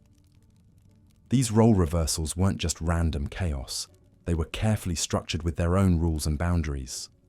A wealthy merchant might spend an evening taking orders from his household staff, but everyone understood this was a temporary game with specific limits.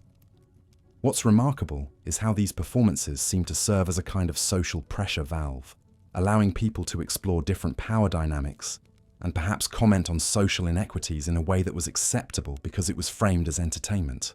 One particularly elaborate form of reverse role entertainment was the mock trial, where participants would stage humorous legal proceedings with ridiculous charges and punishments. Someone might be accused of crimes like making the bread too delicious, or causing excessive laughter at inappropriate times. The accused would mount a dramatic defense while others played judges, witnesses, and court officials. These mock trials often became exercises in wit and creativity, as participants tried to outdo each other with increasingly absurd arguments and evidence. But they also served as a way for people to explore questions of justice, authority, and social norms in a light-hearted context that didn't threaten the real social order. The Egyptians were also remarkably sophisticated in their understanding of what we might call immersive entertainment. They created elaborate scenarios that transported participants into different worlds or time periods. One popular form involved recreating famous historical events, with participants taking on the roles of legendary pharaohs, generals, or heroes. But these weren't simple reenactments. The Egyptians would often add fantastical elements, alternative outcomes, or contemporary twists to familiar stories. Imagine a performance where Cleopatra meets the gods of the underworld, or where ancient pharaohs had to deal with the kinds of everyday problems that ordinary Egyptians faced. These immersive experiences often lasted for hours or even entire days, with participants staying in character and dealing with evolving scenarios and challenges. It was like a combination of historical reenactment, improvisational theatre, and elaborate role-playing game. What's particularly fascinating is how these entertainments reflected the Egyptian understanding of time and history. They didn't see the past as something dead and gone, but as a living presence that could be accessed and interacted with through proper rituals and performances. By becoming historical figures through entertainment, they were participating in the eternal, cyclical nature of existence that was central to their worldview. The Egyptians also developed sophisticated forms of competitive storytelling that combined entertainment with intellectual challenge. Groups would gather for tale-weaving contests, where participants had to collaboratively create stories following specific rules or incorporating certain required elements. One popular format involves someone beginning a story and then passing it to the next person, who had to continue the narrative while incorporating a specific word, theme, or character that was chosen randomly. The challenge was to maintain narrative coherence while adapting to unexpected twists and requirements introduced by other participants. These storytelling competitions often became quite elaborate, with judges, prizes, and increasingly complex rules. Some contests might require stories to be told in specific poetic meters, or to incorporate references to particular myths or historical events. The best storytellers became local celebrities, invited to perform at important gatherings and celebrations. But perhaps most remarkably, the Egyptians understood that entertainment could be a form of spiritual practice. They believed that joy, laughter, and creative expression were not just pleasant diversions, but actual forms of worship that helped maintain cosmic harmony. The goddess Hathor, associated with music, dance, and celebration, was seen as one of the most important deities, precisely because her domain, joy and festivity, was considered essential to the proper functioning of the universe. This meant that entertainment wasn't something separate from religious life, but an integral part of it. A well-executed performance, a cleverly told story, or a particularly joyful celebration was seen as an offering to the gods, a way of participating in the divine order that sustained all existence. The Egyptians even had a concept we might translate as sacred laughter. The idea that certain kinds of humor and joy could literally help maintain the balance between order and chaos that kept the world functioning. This wasn't frivolous giggling, but deep, genuine mirth that came from recognizing the fundamental goodness and beauty of existence, despite its challenges and sorrows. As we reflect on these sophisticated forms of ancient Egyptian entertainment, we can see how they seamlessly blended pleasure with purpose, individual enjoyment with community building, and earthly concerns with cosmic significance. These weren't people escaping from reality through their entertainments. They were using entertainment to engage more deeply with reality, to explore its meanings and possibilities, and to strengthen the bonds that held their society together. Their approach to fun and leisure was remarkably holistic, recognizing that human beings need not just physical sustenance and safety, but also beauty, meaning, creativity, and connection.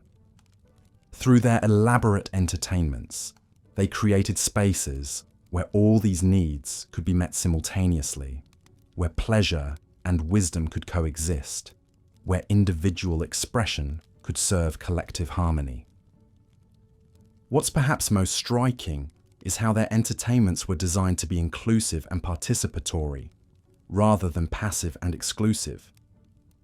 While they certainly had professional performers and entertainers, the emphasis was on creating opportunities for everyone to participate in the joy and meaning-making that entertainment could provide. This participatory approach meant that entertainment became a way of building and reinforcing social bonds across different classes and groups. A storytelling circle might include servants and masters, young and old, men and women, all contributing to the collective creation of meaning and enjoyment.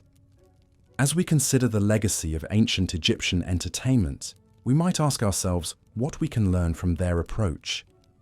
In our modern world, entertainment is often something we consume rather than create, something that separates us from each other rather than bringing us together, something that distracts us from deeper questions rather than helping us explore them. The Egyptians show us a different possibility: entertainment as a tool for building community, exploring meaning, practicing for life's challenges, and celebrating the profound gift of existence itself. Their games and performances weren't just ways to pass time, but ways to make time meaningful. to transform ordinary moments into opportunities for growth, connection, and transcendence. Perhaps most importantly, they understood that the impulse to play, to create, to laugh, and to celebrate isn't a frivolous distraction from the serious business of life. It's an essential part of what makes life worth living.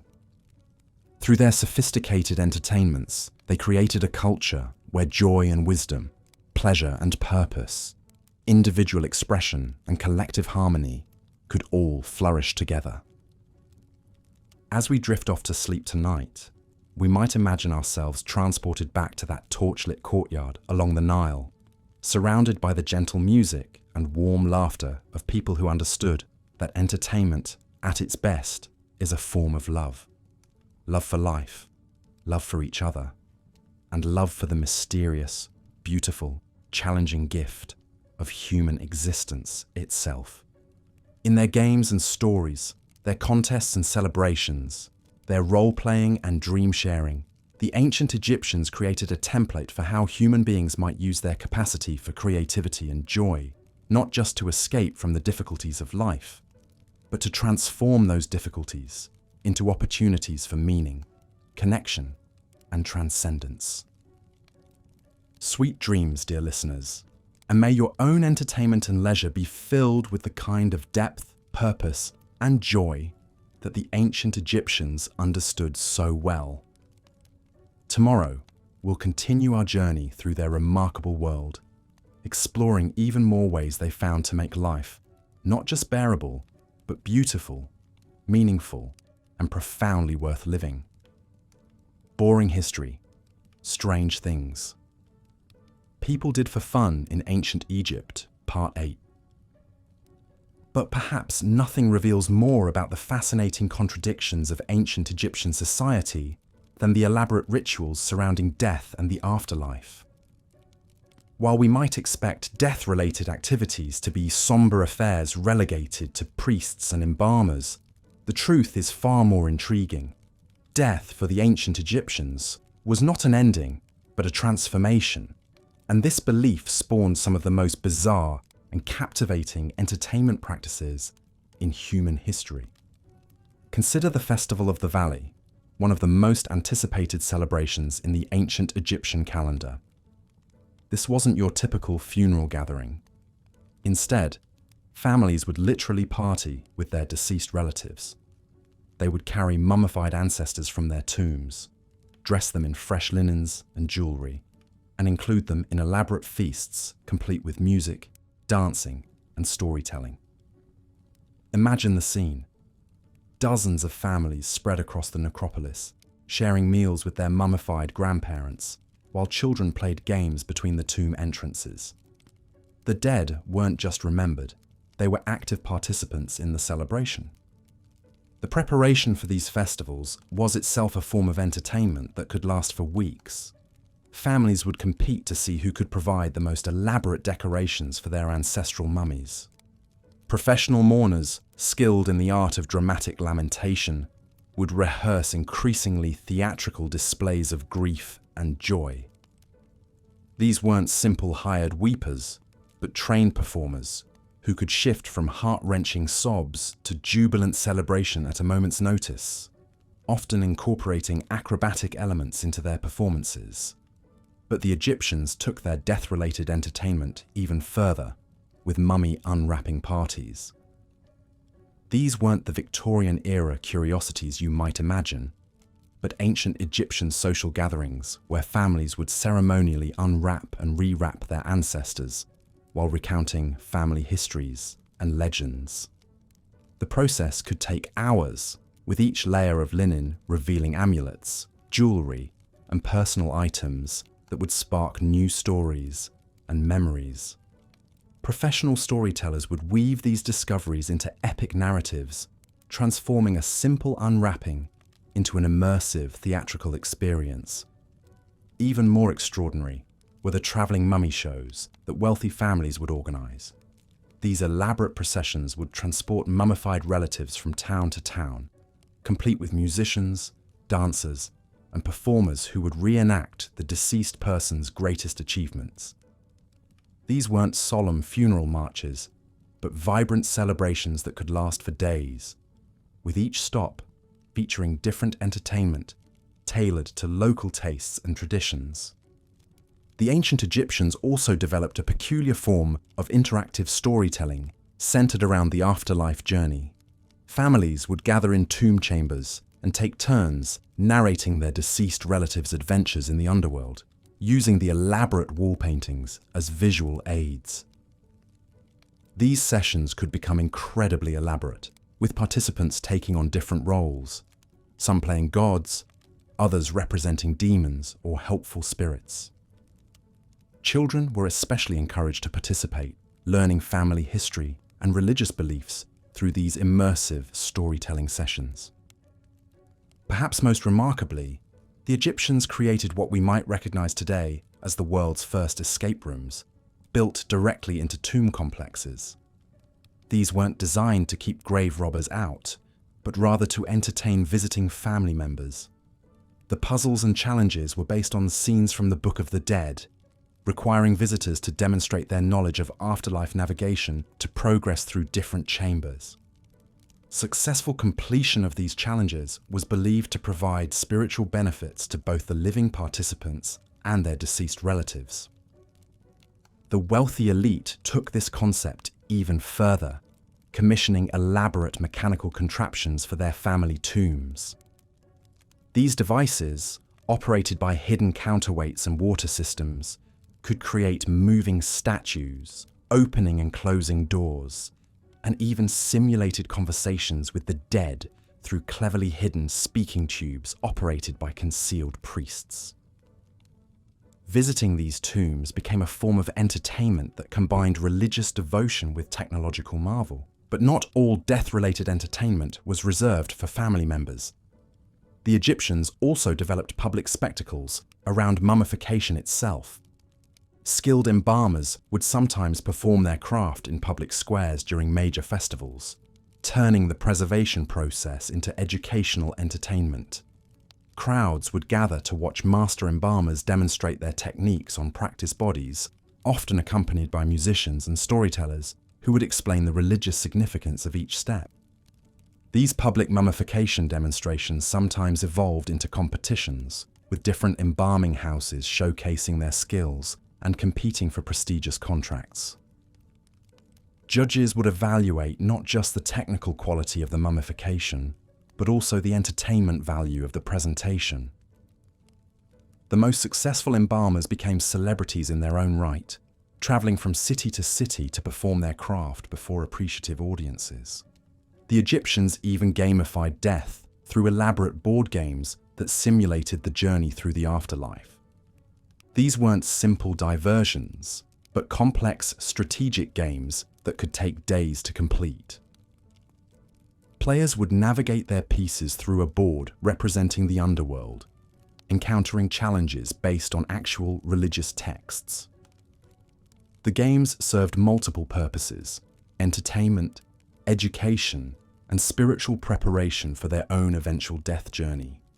The most elaborate of these games required multiple players taking on different roles: gods, demons, and deceased souls, with intricate rules governing their interactions. Successful players were believed to gain actual spiritual benefits, making these games both entertainment and religious practice. Tournaments could last for weeks, with entire communities gathering to watch expert players navigate the complex spiritual challenges. But perhaps the most bizarre death-related entertainment was the practice of prophetic mummy consultation. Certain mummified individuals, usually those who had been renowned for their wisdom in life, were believed to continue offering advice after death. Families would bring their preserved ancestors to social gatherings, where guests could pose questions about everything from business decisions to romantic troubles. Priests, acting as interpreters, would provide answers supposedly coming from the mummy, often delivered in elaborate theatrical performances, complete with special effects created by hidden assistants. These consultation sessions became highly sought-after entertainment, with particularly famous mummies developing followings that crossed social boundaries. Wealthy patrons would compete to host these events, turning their homes into temporary oracles where the living and dead could supposedly interact. The most skilled priest interpreters became entertainers in their own right, developing signature styles and loyal audiences who would follow them from consultation to consultation. The ancient Egyptians also created elaborate death-themed festivals that celebrated the cycle of life and death through community participation. During these events, entire neighborhoods would transform into massive theatrical productions, with houses representing different stages of the afterlife journey. Participants would progress from building to building, encountering challenges and entertainments designed to simulate the deceased's path through the underworld. These neighborhood festivals could last for days, with each household contributing different elements to the overall experience. Some might specialize in creating terrifying demon encounters, while others focused on peaceful garden scenes representing the field of reeds.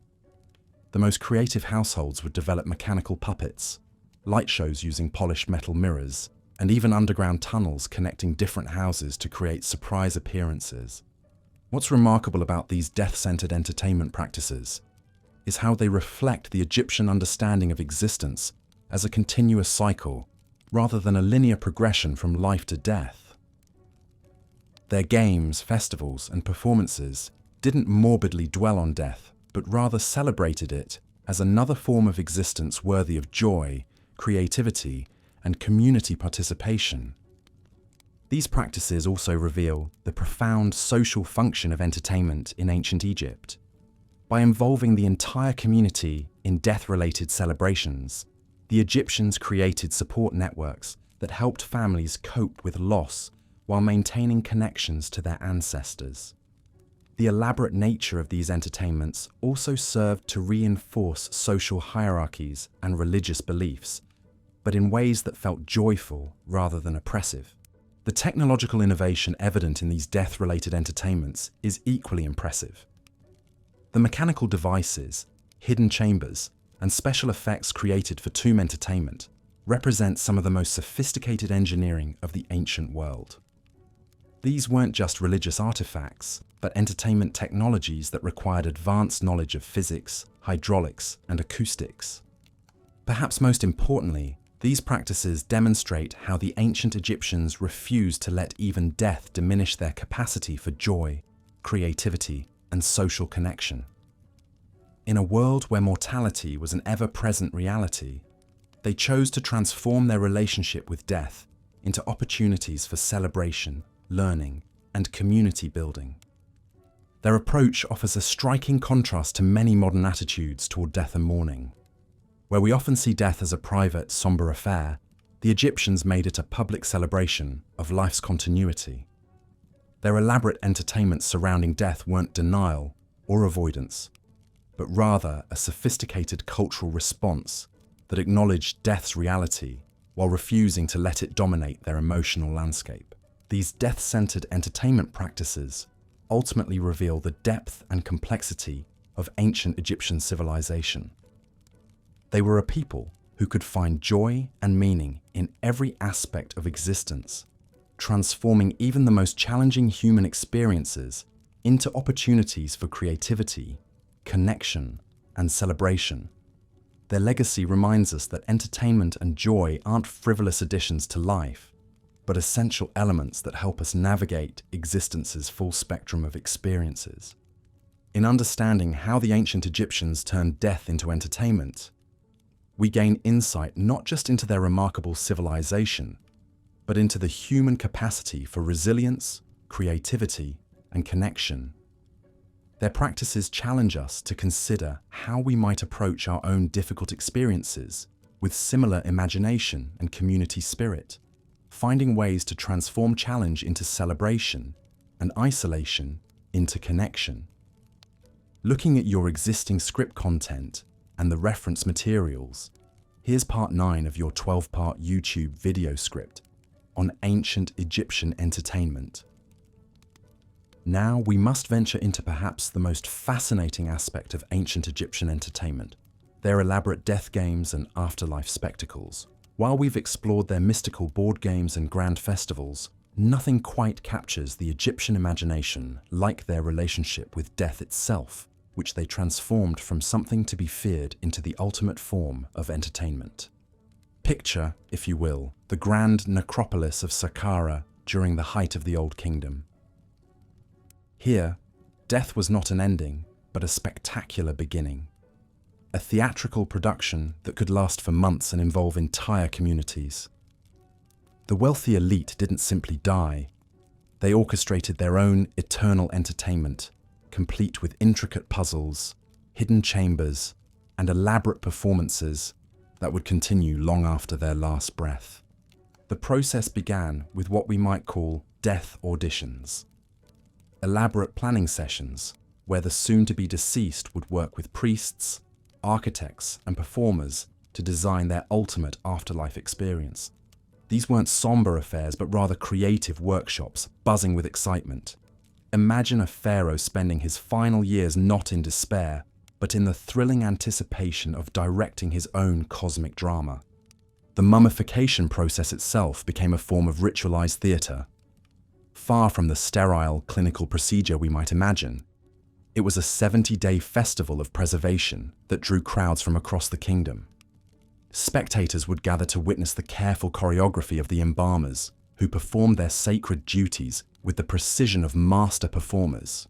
Each step, from the removal of organs to the wrapping in linen, was accompanied by chants, music, and elaborate ceremonies that transformed the deceased into the star of their own eternal show. But the real entertainment began with the tomb itself. Egyptian tombs weren't merely burial chambers. They were elaborate escape rooms designed to challenge and delight both the deceased and future visitors.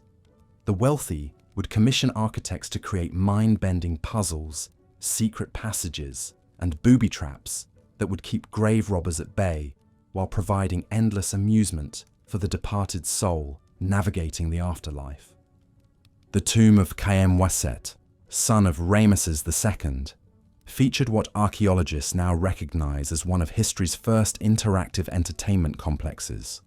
Visitors, both living and dead, could trigger mechanical devices that would animate painted figures on the walls, creating primitive but effective moving pictures that told the story of the deceased's journey through the underworld. These weren't static paintings, but dynamic narratives that unfolded as viewers solved riddles and activated hidden mechanisms. The walls themselves became canvases for what we might call the world's first immersive storytelling experiences. The famous tomb paintings we admire today weren't just art, they were interactive entertainment systems. Priests would guide visitors through elaborate tours, using torchlight to animate the figures and create shadow plays that brought the painted scenes to life. The flickering flames would make the painted dancers appear to move. The musicians seem to play, and the hunting scenes come alive with motion and drama. These tomb entertainments served multiple purposes within Egyptian society. For the living, they provided a unique form of recreational activity that combined education, spiritual reflection, and pure spectacle. Families would organize elaborate picnics in the courtyards of tombs, treating these sacred spaces as entertainment venues where they could commune with their ancestors while enjoying music, dance, and storytelling. The deceased, according to Egyptian belief, continued to participate in these entertainments. The elaborate false doors found in many tombs weren't merely symbolic. They were believed to be functional portals through which the dead could emerge to join the festivities. Tomb owners would commission ongoing performances, ensuring that professional entertainers would regularly visit their burial sites to perform for both the living visitors and the deceased occupants. Perhaps most remarkably, the Egyptians developed what we might call death tourism, organized expeditions to visit famous tombs and participate in their associated entertainments. The tomb of the architect Hezi-Ra became particularly popular for its innovative acoustic design, which created haunting echo effects that visitors interpreted as the voice of the deceased offering commentary on the performances taking place in his honor. The practice of tomb theatre reached its zenith during the New Kingdom, when wealthy Egyptians began commissioning fully functional performance spaces within their burial complexes. These underground amphitheatres could accommodate dozens of performers and hundreds of spectators, creating a literally underground entertainment industry that thrived for centuries. The psychological impact of these death entertainments on Egyptian society cannot be overstated. By transforming death into a form of spectacular entertainment, the Egyptians essentially eliminated the fear that plagued other ancient cultures. Death became something to anticipate with excitement rather than dread, knowing that it marked the beginning of an eternal entertainment experience rather than an ending. This transformation of mortality into spectacle influenced every aspect of Egyptian life. People lived not just for the present moment, but for their future entertainment value. They accumulated stories, developed skills, and cultivated relationships that would enhance their eternal performance. In effect, every Egyptian became both the protagonist and director of their own cosmic entertainment production. The ripple effects extended beyond individual entertainment to reshape Egyptian concepts of memory, legacy, and community. The dead weren't forgotten or mourned in the traditional sense. They became permanent cast members in an ongoing community theatre production that spanned generations. Families would visit tombs not to grieve, but to participate in elaborate entertainments that kept the memory of their ancestors vibrantly alive. These death spectacles also served as powerful tools for social cohesion and cultural transmission. The stories told in tombs, the puzzles solved, and the performances witnessed all served to reinforce Egyptian values, beliefs, and traditions. Children learned about their heritage not through dry recitation, but through thrilling adventures in the elaborate entertainment complexes of the dead. The economic impact was equally significant. The death entertainment industry employed thousands of craftsmen, performers, architects, and priests, creating an entire economic sector devoted to posthumous pleasure. Tomb construction became one of Egypt's largest industries, not merely for religious reasons, but because these elaborate entertainment complexes required massive resources and sophisticated planning. Modern archaeologists continue to discover new layers of these ancient entertainment systems. Recent excavations have revealed tombs equipped with hydraulic mechanisms that could create fountain displays, acoustic chambers designed to amplify and distort sound for dramatic effect, and even primitive automated systems that could trigger sequences of lights and sounds to create immersive experiences that would impress visitors centuries after their creation. The sophistication of these death entertainments reveals a civilization that had mastered not just the practical aspects of life, but had elevated the very concept of entertainment to cosmic proportions. The Egyptians understood that true entertainment transcends the boundaries between life and death, creating experiences that could provide joy, wonder, and meaning across the vast expanse of eternity. As we stand today, in the shadow of these ancient monuments, we're not just viewing archaeological artifacts, but witnessing the remains of the world's most ambitious entertainment project. A civilization-wide effort to transform death itself into the ultimate form of recreational activity. The Egyptians succeeded in creating entertainment that was literally timeless, providing amusement and wonder that continues to captivate audiences thousands of years after the last performance ended. Boring history. Strange things people did for fun in ancient Egypt. Part 10. The elaborate festivals and death rituals of ancient Egypt were not merely entertainment. They were sophisticated mechanisms of social engineering that transformed the most primal human experiences into spectacles of collective meaning. But beyond these grand displays lay another layer of Egyptian entertainment culture, one that reveals perhaps the most fascinating aspect of how this civilization understood pleasure, power, and the human condition itself. The Egyptians possessed what we might call an institutionalized approach to fun, a systematic method of organizing leisure that served multiple masters simultaneously. Entertainment was never just entertainment. It was education, it was politics, it was religion, and it was social control, all wrapped into experiences so compelling that participants rarely questioned the deeper currents flowing beneath the surface of their enjoyment. Consider the phenomenon of Egyptian sporting competitions, which evolved far beyond simple athletic contests into elaborate theatrical productions that could last for weeks. The most spectacular of these were the river festivals, where entire communities would gather along the Nile to witness competitions that combined athleticism with religious ceremony and political messaging in ways that would make modern event planners weep with envy. The Festival of Opet, held annually in Thebes, exemplifies this multi-layered approach to entertainment. What appeared to be a celebration of the god Amun's journey from Karnak to Luxor was actually a masterpiece of ancient edutainment. Spectators would line the riverbanks for miles, watching as elaborately decorated barges carried the sacred statues of the gods down the Nile, accompanied by hundreds of performers, musicians, and athletes competing in synchronized swimming displays, wrestling matches, and boat races that told the story of creation itself. But here's where it gets really interesting. These festivals weren't just watched, they were participated in by people from every social class, creating temporary communities where normal hierarchies were suspended or even inverted.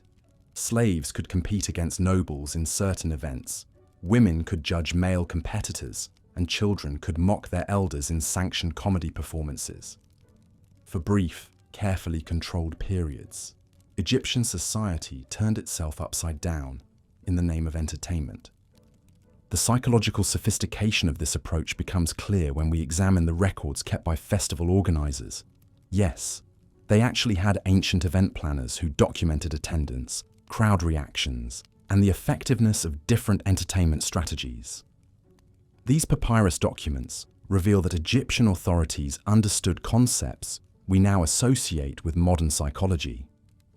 The need for cathartic release, the power of shared emotional experiences to build social cohesion, and the way that controlled transgression could actually strengthen social norms by providing safe outlets for rebellion. Take the Feast of Drunkenness, celebrated in honor of the goddess Hathor. This wasn't just an excuse to party. It was a carefully orchestrated exploration of altered consciousness that served both religious and social functions. Participants would consume specially prepared alcoholic beverages designed to induce specific types of intoxication, from mild euphoria to profound spiritual visions. But the drinking was structured around elaborate games and challenges that tested not just physical coordination, but moral reasoning, creative thinking, and social bonding. The games themselves were ingenious. One popular activity involved teams of intoxicated participants trying to navigate obstacle courses while maintaining complex group chants that told mythological stories. Another required drunk individuals to paint murals depicting their dreams and fears, which were then interpreted by priests and used for community counseling sessions. The Egyptians had essentially invented therapeutic recreation 3,000 years before we gave it a name. But perhaps the most remarkable aspect of Egyptian entertainment culture was their development of what we might call immersive reality experiences, elaborate role-playing events that could last for months and involved entire cities. The most famous of these was the annual judgment, where communities would reenact the mythological trial of Osiris, with ordinary citizens playing the roles of gods, demons, and cosmic forces. These weren't simple pageants. Participants underwent extensive preparation, learning not just their roles, but the philosophical and theological principles behind them. They studied acting techniques, practiced ritualized combat, and mastered the complex musical and poetic traditions associated with their characters. When the event finally began, the entire community would be transformed into a living mythology, where every interaction carried deeper meaning and every decision had cosmic significance. the psychological impact of these experiences was profound. Participants reported lasting changes in their worldview, their relationships, and their understanding of their place in the cosmic order. Modern researchers studying these ancient accounts have identified parallels with contemporary immersive theatre, virtual reality experiences, and even modern therapeutic techniques like psychodrama. What made these Egyptian entertainment formats so effective was their integration of multiple sensory modalities and meaning-making systems. A single festival might combine visual spectacle, musical performance, physical challenge, intellectual puzzle solving, spiritual practice, social bonding, and political education into a seamless whole that engaged participants on every level of their being.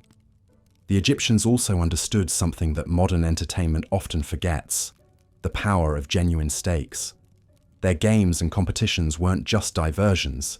They had real consequences for participants' social status, economic opportunities, and even their prospects in the afterlife. When you're competing in a chariot race that will determine not just who wins a prize, but who gets to marry the pharaoh's daughter, or who earns the right to be buried in a particular cemetery, the entertainment takes on a weight and intensity that makes modern sports seem almost trivial by comparison. This integration of entertainment with life's most important decisions created a culture where fun was never frivolous. Every joke, every game, every festival was an opportunity for personal growth, social advancement, and spiritual development. The Egyptians had created a civilization where entertainment and meaning were so thoroughly intertwined that the very concept of mere amusement would have seemed bizarre. The decline of this entertainment culture offers sobering lessons for our own time. As Egypt was conquered by successive empires, Persian, Greek, Roman, the new rulers often maintained the surface forms of Egyptian festivals and games while stripping away their deeper meaning and social function. The result was entertainment that looked similar but felt hollow, spectacle without substance, fun without purpose. The Roman-era accounts of Egyptian festivals describe events that were more elaborate and expensive than ever before, but somehow less satisfying to participants. The careful balance between individual pleasure and collective meaning had been lost, replaced by a more familiar pattern of passive consumption and hierarchical display. Entertainment had become something done to people rather than something done by and with them. This transformation reveals perhaps the most important insight from ancient Egyptian entertainment culture: that true fun, the kind that nourishes the human spirit and strengthens social bonds, requires more than just pleasure or excitement. It requires meaning, purpose, and genuine connection to something larger than ourselves. The Egyptians understood that entertainment at its best is not an escape from life, but a deeper engagement with it. Not a distraction from our humanity, but a celebration of it. As we reflect on these ancient approaches to fun and leisure, we might ask ourselves what our own entertainment culture says about our values, our understanding of human nature, and our vision of the good life. Do our games and festivals and spectacles bring us together or drive us apart? Do they make us more ourselves or less? Do they help us grow or keep us static? The legacy of ancient Egyptian entertainment culture suggests that these questions matter more than we might think.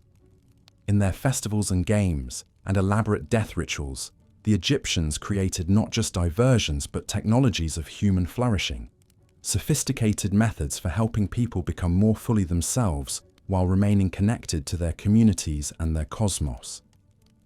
That may be the strangest thing of all about ancient Egyptian entertainment. Not that it was so different from our own, but that it accomplished so much more with so much less. They turned the simple human desire for fun into a force for education, social cohesion, spiritual development, and personal transformation. They proved that entertainment, at its best, is not about forgetting who we are, but about remembering who we might become. Part 11. The enduring magic of ancient Egyptian entertainment. As we approach the final chapter of our journey through the strange and wonderful world of ancient Egyptian entertainment, we find ourselves confronting a profound paradox. Here was a civilization that lived so intimately with death, yet celebrated life with such exuberant joy. They built their greatest monuments as tombs, yet filled their days with games, festivals, music, and laughter that echoed across the Nile for over 3 millennia. The ancient Egyptians understood something that perhaps we have forgotten in our modern age: that entertainment was never just about passing time or escaping reality. It was about weaving the very fabric of civilization itself. Every board game played in a workers' village strengthened social bonds. Every religious festival reinforced cosmic order. Every story told around a flickering oil lamp transmitted the wisdom of generations. Every dance performed in a temple courtyard connected the earthly realm to the divine. Consider for a moment the extraordinary sophistication of their approach to what we might dismissively call fun. The game of Senet wasn't merely a way to while away an evening. It was a cosmic journey that prepared the soul for the afterlife, while teaching strategy, patience, and acceptance of fate. The great festivals weren't simply excuses for revelry. They were carefully orchestrated events that renewed the social contract between pharaoh and people, reinforced religious beliefs, and provided essential psychological release from the hardships of daily life. The Egyptians created entertainment that served multiple masters simultaneously. A royal hunt wasn't just sport, it was political theatre, religious ritual, and military training rolled into one spectacular performance.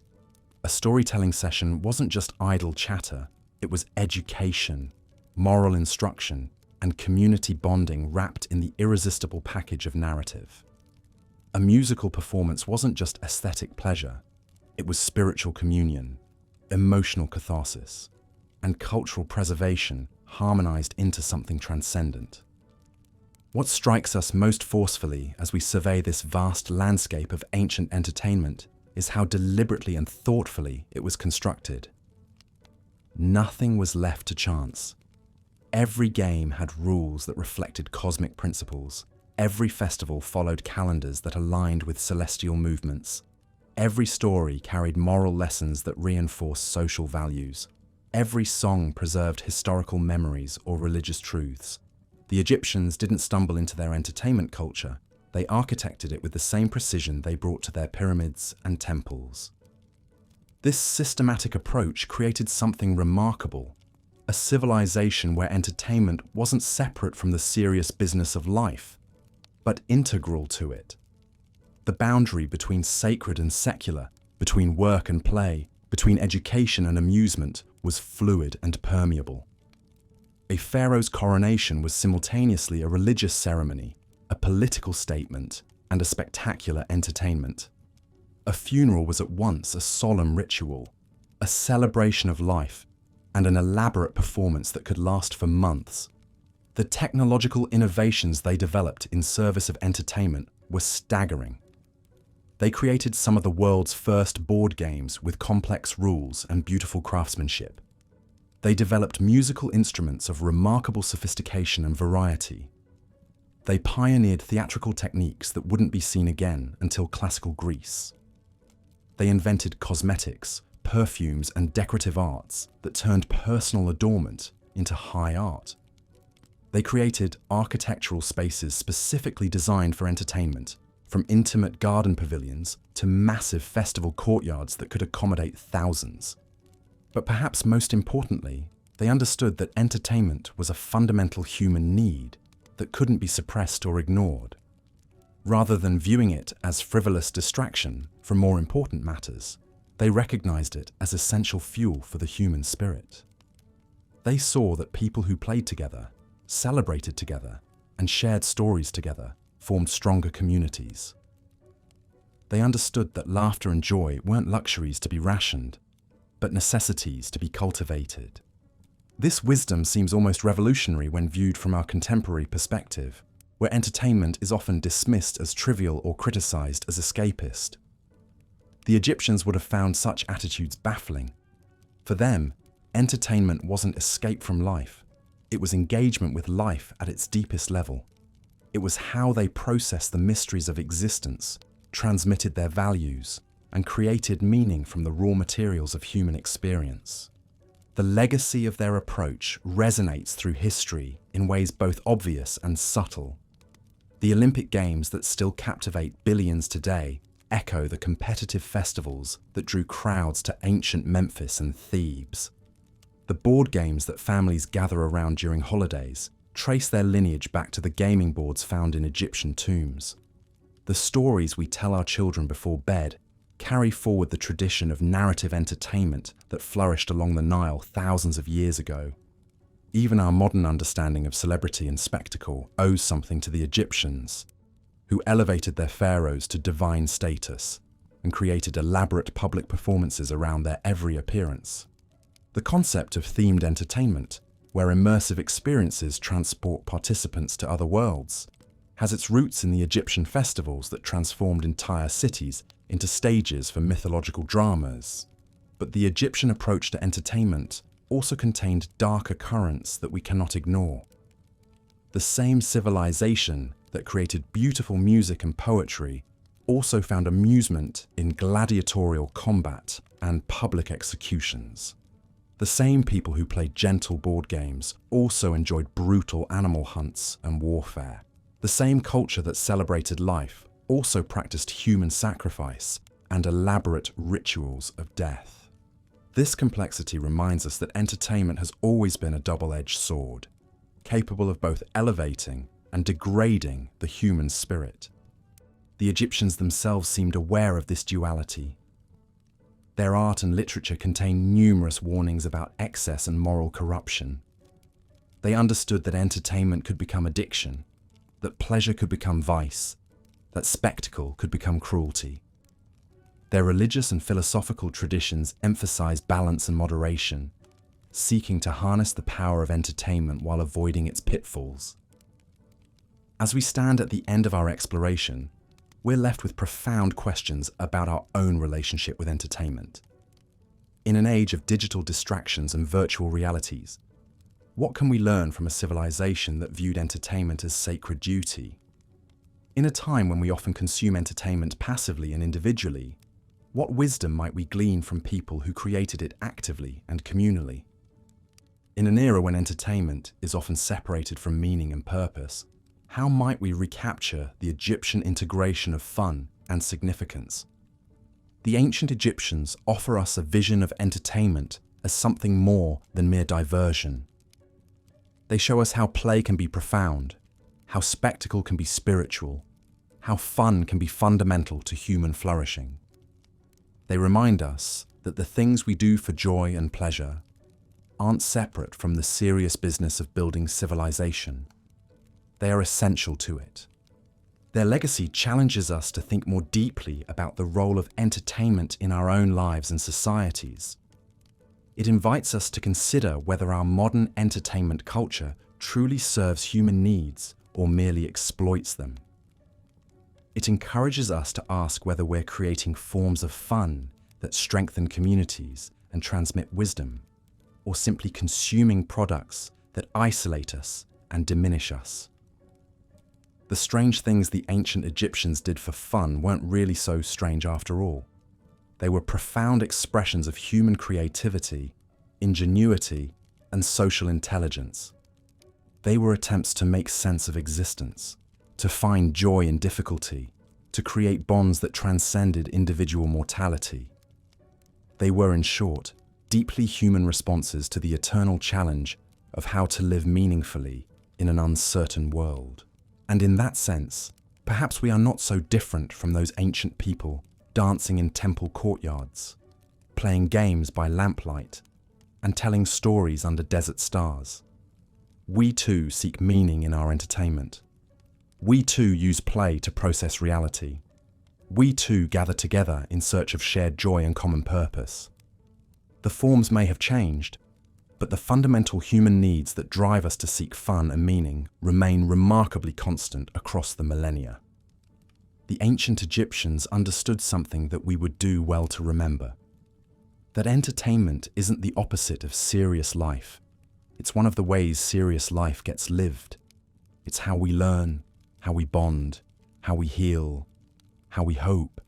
It's how we transform the mere passage of time into something richer, deeper, and more beautiful. In their strange and wonderful approaches to fun, they created a template for human flourishing that still has much to teach us today. Based on the reference materials provided, here's part 12 of the script for Boring History: Strange Things People Did for Fun in Ancient Egypt. As we reach the end of our journey through the dusty corridors of ancient Egyptian entertainment, it's remarkable to see how these seemingly strange practices actually reveal a civilization of extraordinary sophistication and depth.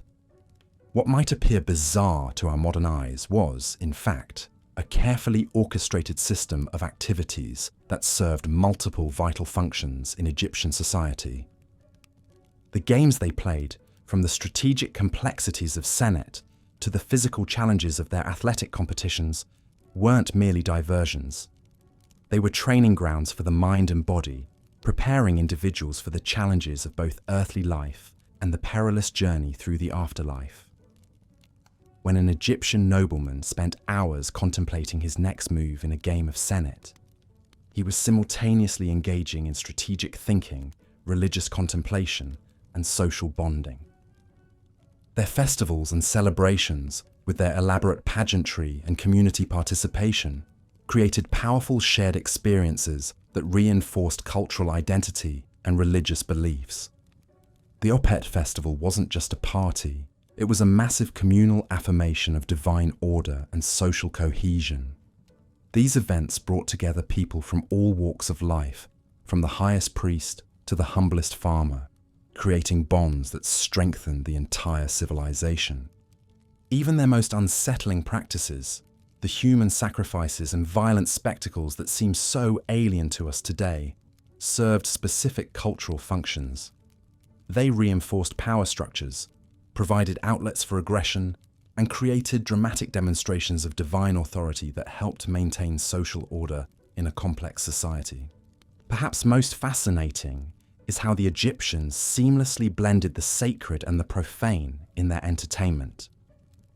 Their tomb experiences weren't just morbid fascinations with death, but sophisticated attempts to transform mortality into meaning. They turned the ultimate human fear into a source of communal strength and individual purpose. The theatrical performances and storytelling traditions they developed didn't just entertain, they educated. Through dramatic retellings of mythological tales and historical events, they transmitted crucial cultural knowledge across generations. A child watching a performance about the gods wasn't just being entertained, they were receiving a comprehensive education in theology, ethics, and social expectations. Their innovations in role-playing and social reversals during festivals provided crucial psychological outlets in a highly stratified society. These temporary inversions of normal social order allowed for the release of tensions that might otherwise have torn their civilization apart.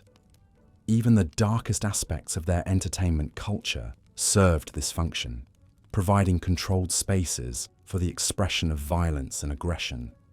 What emerges from our exploration is a picture of a civilization that understood something profound about human nature. They recognized that joy, meaning, and community are not luxuries, but necessities for a thriving society. Their approach to entertainment was holistic, addressing spiritual, psychological, social, and educational needs simultaneously. The ancient Egyptians created a culture where fun was never frivolous. Every game, every festival, every story served multiple purposes, weaving together entertainment with education, pleasure with purpose, individual fulfillment with communal strength. They understood that a civilization's approach to leisure and entertainment reveals its deepest values and priorities. As we close this exploration of ancient Egyptian entertainment, we're left with valuable insights about the role of fun and meaning in human life.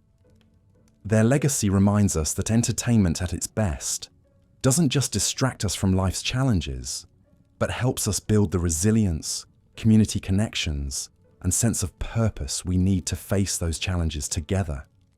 In our modern world of endless entertainment options, perhaps we could learn something from the Egyptians about creating forms of fun that truly nourish the human spirit.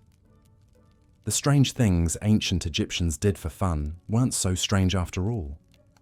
They were the building blocks of one of history's most enduring civilizations,